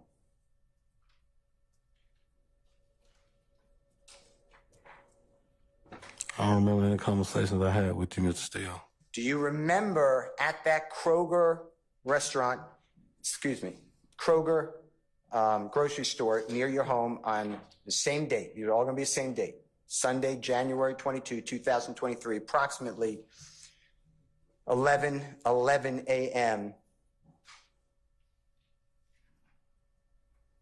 Jimmy Martin Jr. and I introduced ourselves to you, and I made it known that I represent Mr. Jeffery Williams, performer known as Young Thug, in this pending case. Do you remember that? I don't remember any conversation we had, sir. Do you remember being asked your telephone number by Investigator Martin and giving him a number? I'm not going to say it except for the last four numbers, 0730. Do you remember that? No, sir. Do you remember being asked by Investigator Martin your date of birth and giving it as June 22 of 1979 and stating that you're 42 years of age? No, sir. I'm Do you- 44, sir. Well, today you're 44. How old were you on January 22, 2023? I was 43 then. I wasn't 42.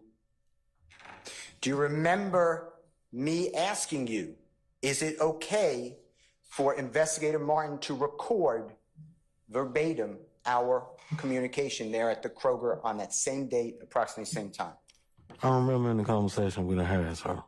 Do you remember explaining that Dirty Red, or a gentleman known as Derek Dotson, was a good close friend of you? I told you that. One more time. I told you that. Do you remember that? I don't remember that either, sir. Do you remember explaining that Fred Prothro and Walter Murphy, DK, I'm saying, were with you on September 11, 2013? I don't remember that either, sir. Do you remember explaining that you were never charged with any crime involving Derek Dotson or Dirty Red? Do you remember that? I don't remember that either.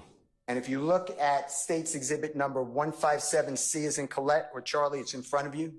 You see that document? Yeah, I've seen a lot of papers that you presented, but I don't remember none like that. Okay, well, look at the State's Exhibit number 157C. It's right in front of you. You see it? Which one is 157C, ma'am? One more time. Which one is one? Your Honor. Okay. And Want me to look at it? you can look at it. It's in evidence. And the charges against you by the grand jury were dismissed as to anything involving Derek Dotson, like you said, on January 22, 2023. Correct? I don't remember.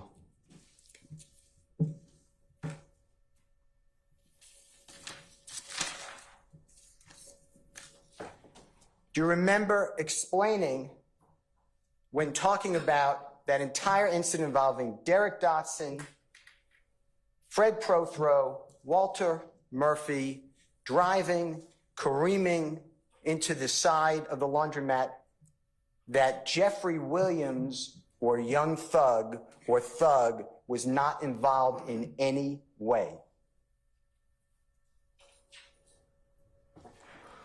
I don't remember the conversation, sir.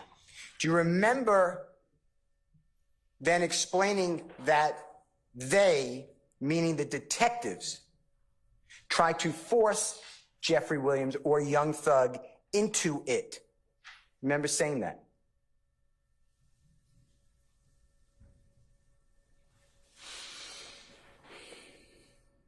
I think that was something you said, right? No. I don't remember that. Okay. Do you remember explaining that the police wanted Thug in it and there was a lot of, quote, hype on the street? I don't remember, sir. Do you remember, again, emphasizing that Jeffery Williams or Thug or Young Thug was not involved in any way on September 11, 2013?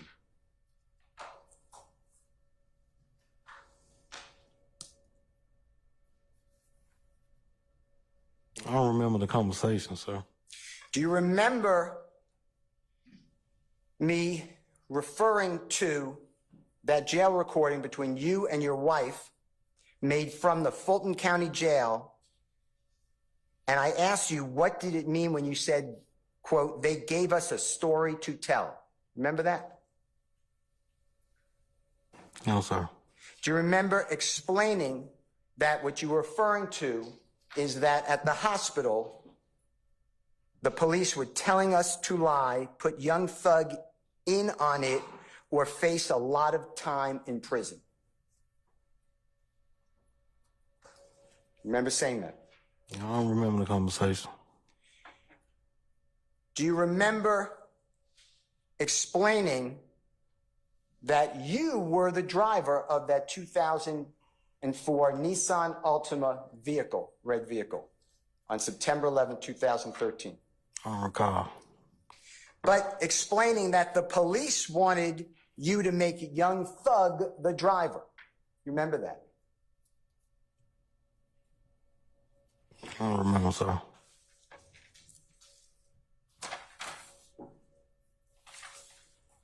Do you remember explaining on January 22, 2023, that you told the police on recording that Jeffrey was involved in this crime because you wanted to serve less time in prison? No, sir. Do you recall explaining that you made calls from the Fulton County Jail that you knew were being recorded to support your lie to the police that Jeffrey was involved on September 11, 2013? No, sir. Do you remember again emphasizing that Jeffery Williams, I call him Jeffery Williams, thug, whatever you call him, was not involved at all with this crime? I don't remember, sir. Do you remember explaining that Derek Dotson died, God forbid, before your case came to the court, and therefore all the cases involving Derek Dotson were completely dismissed as to you? Remember that? I don't remember, sir. Do you remember explaining that you got 3 years to serve in prison for shooting 2 people in addition to this case? I don't remember the conversation. Do you remember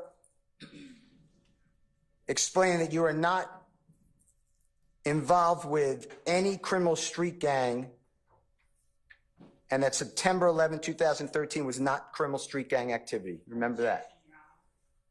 Basis.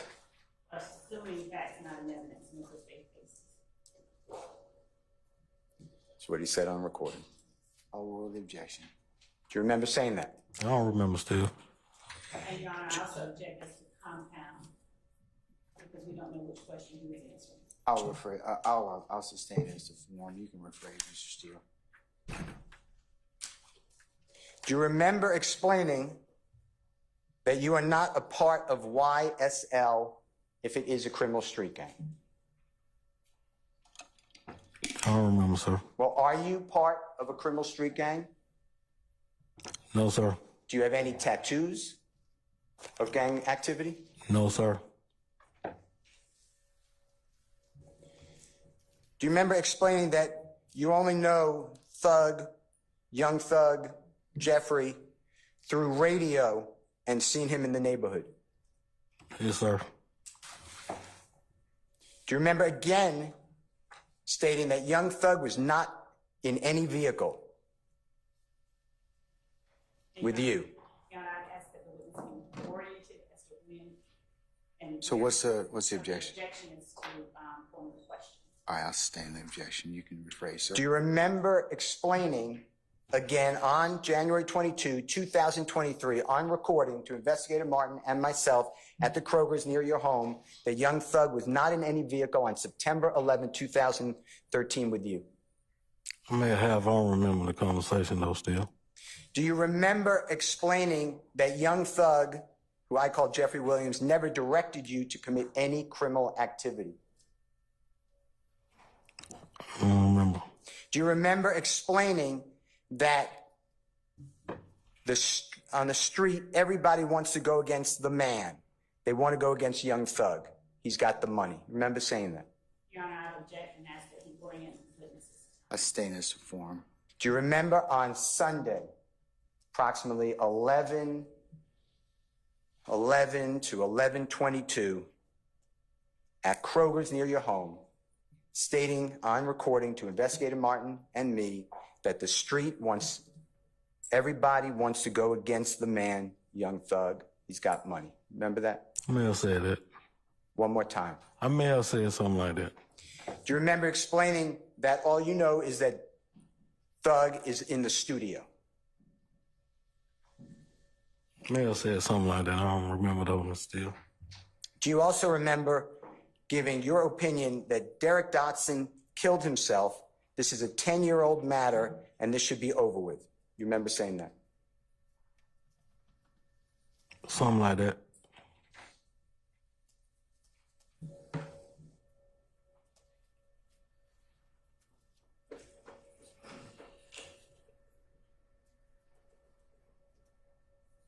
When you were prosecuted for what's in State's Exhibit number 157C as in Colette with Charlie, when that case was prosecuted, you received what's called a sharing of information or discovery. you and your lawyer, from the state of Georgia. Remember that? Never received one, sir. Okay. Do you know whether your lawyer received one? Objection is suspected issue. If you know. I'll rule the objection. I never seen a discovery. I cannot hear you. I never seen or had a discovery.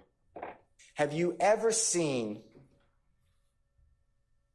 any of the memorandum, recording, note of your meeting with the detective at the hospital on September 11, 2013? Objection, assuming facts that are not in evidence. There's no good faith basis for that. There's no such interview. You all come on up. Come on.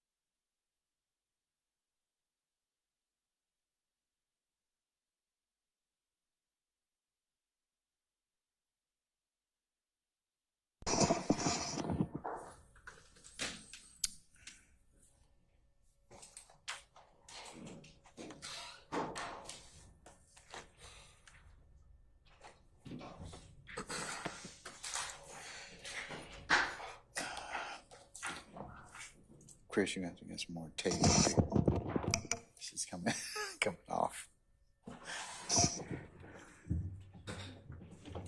All right, ladies and gentlemen, we got to take up some other things, and so what I want to do at this point in time is go ahead and recess for the day, okay?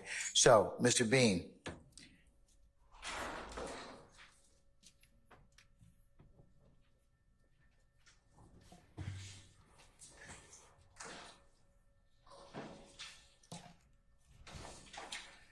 I need you to be here for 10 o'clock on Wednesday, March the 13th. Yes, sir. 10 o'clock, Wednesday, March the 13th. You good with that? Yes, sir. Okay. As I mentioned earlier, don't discuss your testimony to anybody except the attorneys in this case, okay? All right, 10 o'clock. Yes, sir. All right, we'll see you then, okay? Yes, sir. Okay.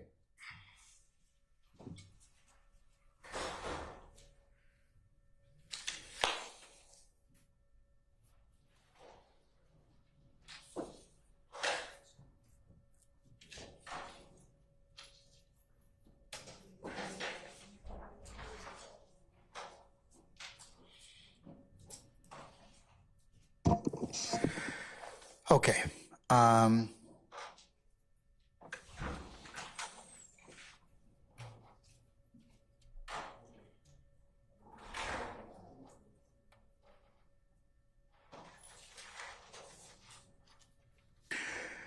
right, ladies and gentlemen of the jury, let me go ahead and take up a couple of things with you. Okay, as you know, we are going to be in recess tomorrow through next Tuesday. So that's the 5th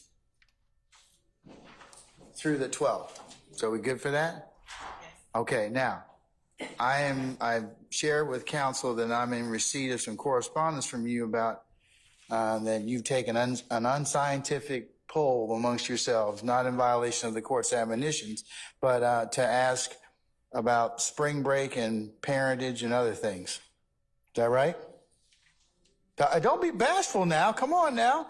I got paper, okay? So have a good faith basis asking you this, all right? So is that your desire between the 1st and the 5th of April to be down? I think a majority of you wish for that to occur?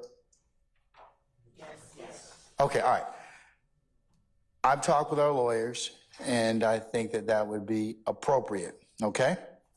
So I wanted to address it to you now because I know you all want to plan, all right? But don't ask me for nothing else, okay? Nothing. Okay, all right, as long as we're good with that, okay? No, I'll do it, and I think it's appropriate for you all to be able to spend that time with your for those of you that have school-age children and the like. So we will be taking up other matters during that particular period of time, okay? Yes. Fair enough? All right. There's another person that sent me a note talking about the 20th of March. Don't identify yourself, okay? But I feel on pretty good authority that particular morning you will be able to make that appointment that you need to make. But I've told all of you, please make your appointments I think I give you enough time so that we don't have any, kind of discrepancies with this as much as we can do it. Okay. So, try as much as you can. I mean, I know life happens and we'll flex on that and we appreciate that. But to the extent that you can, make your appointments or on the other days it will be kind of down or have administrative time, please go ahead and do so, okay? So, huh? In recent, a couple of us have been getting some pushback, even though you have been giving us notice. Pushback from who? The doctor's office. Some of them are booking out like 8 weeks out. I understand that, and we'll work with you, okay? I understand that. I'm giving you a hard time, but but to the extent that you can, please do so. But we'll do whatever we can with that, okay? But if you can, what I'd rather you do, if you do have an appointment, make it first thing in the morning or as late as you can in the afternoon, so we can go ahead and take I can release you early or have you come in late, okay? So to the extent you can, I mean, as I tell people all the time, life happens and then you do your various vocation. So we'll do what we can for that, all right? Okay? All right. So Do I have any other ministerial inquiries of me at this point in time? Now that I've addressed the spring break and other appointments, and we'll just, like I said, we'll deal with them as best we can. Okay. All right. Anybody else have any other inquiry, question? You sure? All right. Okay. All right, ladies and gentlemen. Unless you have anything else of me, what I'll do is at this point in time, I'll give you the customary ad nauseum admonitions for the period of time that we'll be down, and that is leave your notepads in the basket. Go ahead and take a juror sticker so you can take one and have one. Please do not discuss anything else that you've heard about the case amongst yourselves as you were going, no matter where you're going and who you're with, small groups, ones, twos, at home, at any other place you may find yourselves. It would be a violation for you to do so, okay? The other thing, ladies and gentlemen, is please do not consult any outside sources, books, the internet, or any other reference materials. Do not go by and visit the scene anytime or involving anything that we may have talked about here in open court. And remember, the only thing you can lawfully consider is what's presented to you in the four walls of this courtroom, all right? So with that, and also if anybody, as you know, tries to discuss this case in your presence or hearing or approaches you, you need to let myself or Deputy Ingram know immediately.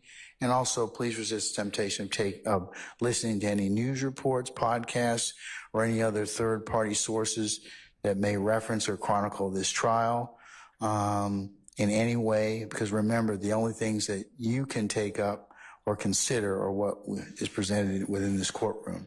So, I know that the temptation is great. Well, let's see what the lawyers and the judge are doing. No, that would be a violation. And remember, I told you that the way, how do we find out about these things? Y'all tell on yourselves. Yeah, you squeal on yourselves or you squeal on one another. So let's not do that. You all have been really good. So just continue to follow my admonitions, okay? All right. Do you have anything else, ladies and gentlemen, of me? Are we supposed to report at 10 on the 13th as well? Yes, ma'am. At 10 o'clock. Yes, 10 o'clock. For 10 o'clock on the 13th of March.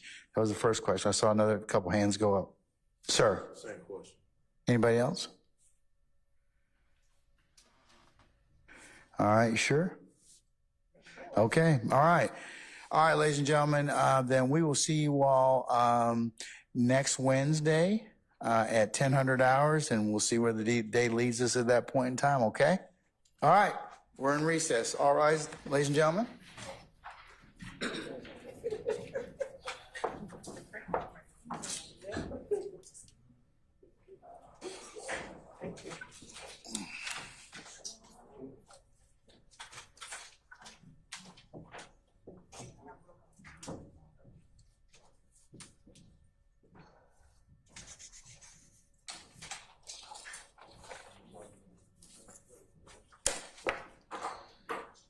Okay, ladies and gentlemen, please be seated. Our jury has left us. Counsels, I will include, or you're welcome to take a look at these notes. I'm just not going to make them for public discernment. I will seal them in reference to our jury that has a doctor's appointment, as well as the unscientific poll that the jurors have taken. Okay, so you're welcome to take a look at them. I'm going to give those to Ms. Weaver, and they'll be sealed for purpose of record. Okay.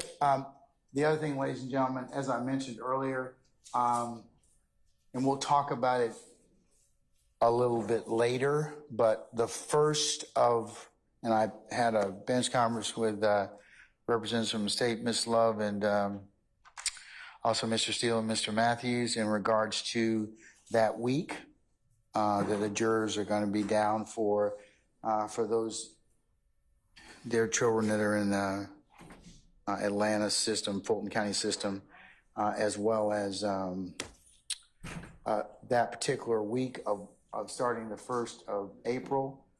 It's the court's pleasure for us to take up Monday the 1st and or Tuesday the 2nd, any outstanding motions that may be had at that point in time. So block your calendars for 1 April, 2 April, that's Monday and Tuesday. And the court is going to give you a little bit of a administrative pause for the rest of the week, okay? But to the extent that we can, I know Mr. Steele's got a couple of motions that I need to take up at that point as well. So, all right. Any questions of me?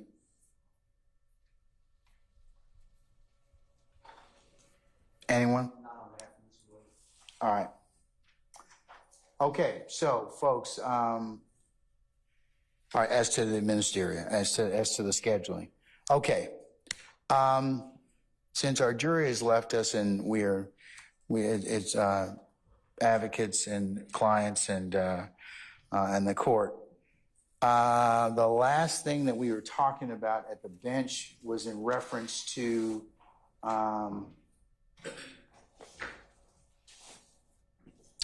conversations that were supposedly made by Mr. Bean at the hospital. And I believe that we are in disagreement as to a couple of things. One, whether or not the statement was made referencing an event at the hospital. So I want to say that in order to seek ground zero on that, we'll have to let Ms. Weaver prepare or at least the transcript in reference to the testimony of Detective Velasquez in regards to his testimony on this particular statement made by Mr. Bean's statements. Okay, that also may have to be cross-referenced along with the interview of Mr. Bean, as well as the purported statements that were made to Mr. Steele and his investigator. So, counsels, I'm going to let you all kind of take a look at those three sources and be prepared to kind of talk about those when they come back on the 13th to see whether or not, in fact, that is, if we've been able to find some particular granularity on those particular statements and in terms of whether or not this particular conversation was had at the hospital or not. Your Honor, and Your Honor, I have, if we will address this on the 13th, we can do that. I will be presenting to the court the statements that were made by Detective Lewis, and of course we'll wait. Detective who? Well, Detective Lewis stated that when she went to the hospital, there were two males there. Okay, so we'll need her testimony as well. Right. I can give the court the statement that she gave. Oh, I'll the statement or the transcript, the testimony. She has not testified yet. Okay, she has not testified. But Detective Velasquez referenced her going to speak to Frederick Prothro and Walter Murphy. And then after she came back to the homicide office, after she came back from speaking with Murphy and Prothro, when talking to Brian Taylor Ransom, they learned that the car had been loaned out to Adrian Bean. So on scene, they did not know what, if anything, Adrian Bean had to do with the incident that occurred over in Summerdale. And Adrian Bean... okay, but the issue we're trying to create granularity on is whether or not Mr. Bean was taken to the hospital, whether or not he made statements from the hospital. That's what the genesis of you all's discussion is, or was it up here at the bench? That's right. So can we focus on that? That's what you objected to, because you said there's no basis for him. Right. And Mr. Steele says, well, this is what he told me in the taped interview I had with who's your investigator again? Mr. James Martin Jr. So that's what the contention is. That's the base, and that is the basis for the objection, because Adrian Bean never went to the hospital, and I was only. Okay, well, he might have lied. I mean. To them, yes. Yeah, I mean, and that might be the truth. I mean, he lied about it. So, but whether or not that happened or not, I mean, I want you all to, I know Mr. Steele wants to know whether or not that is true or not, because he certainly doesn't want to present any untrue testimony to the tribunal. But if he has another good faith basis that he was actually at the hospital, that's what I want you all to find out. Yes, Mr. Steele, I think you need to find that out, sir. Whether or not he did, in fact, because you can't also, I know you would never do this. You cannot tell a witness something that you know is not true either. So, and I know you wouldn't do that. But I think that since this has been made an issue, let's just find out. Because if, there's any number of a couple scenarios that might have occurred in this situation. So I'll let you all figure them out. Yes, okay? Your Honor. Thank you. Yes, Your Honor. Thank you. Okay. Mr. Steele, want to add anything? No, sir. All right. Do either counsel want to add anything about the conversation we had at the bench in reference to our administrative pause in terms of our jury? On behalf of Mr. Williams. You didn't know what I was talking about, right? No. I was asking Ms. Love about, do you want to add anything in reference to our conversation up here at the bench about the administrative pause? No, Your Honor. Okay. We're just fine with that. All right. Okay. All right. Okay. Any other ministerial or any other things I need to take up? No. Okay. All right. So you all figure that out, and then I'll take it from there on the 13th in regards to Mr. Bean's statement. Okay. All right. Okay. Unless there's anything else, counsels, we'll see you all on the 13th of March at 10 o'clock. Okay. All right. We're in recess. All right.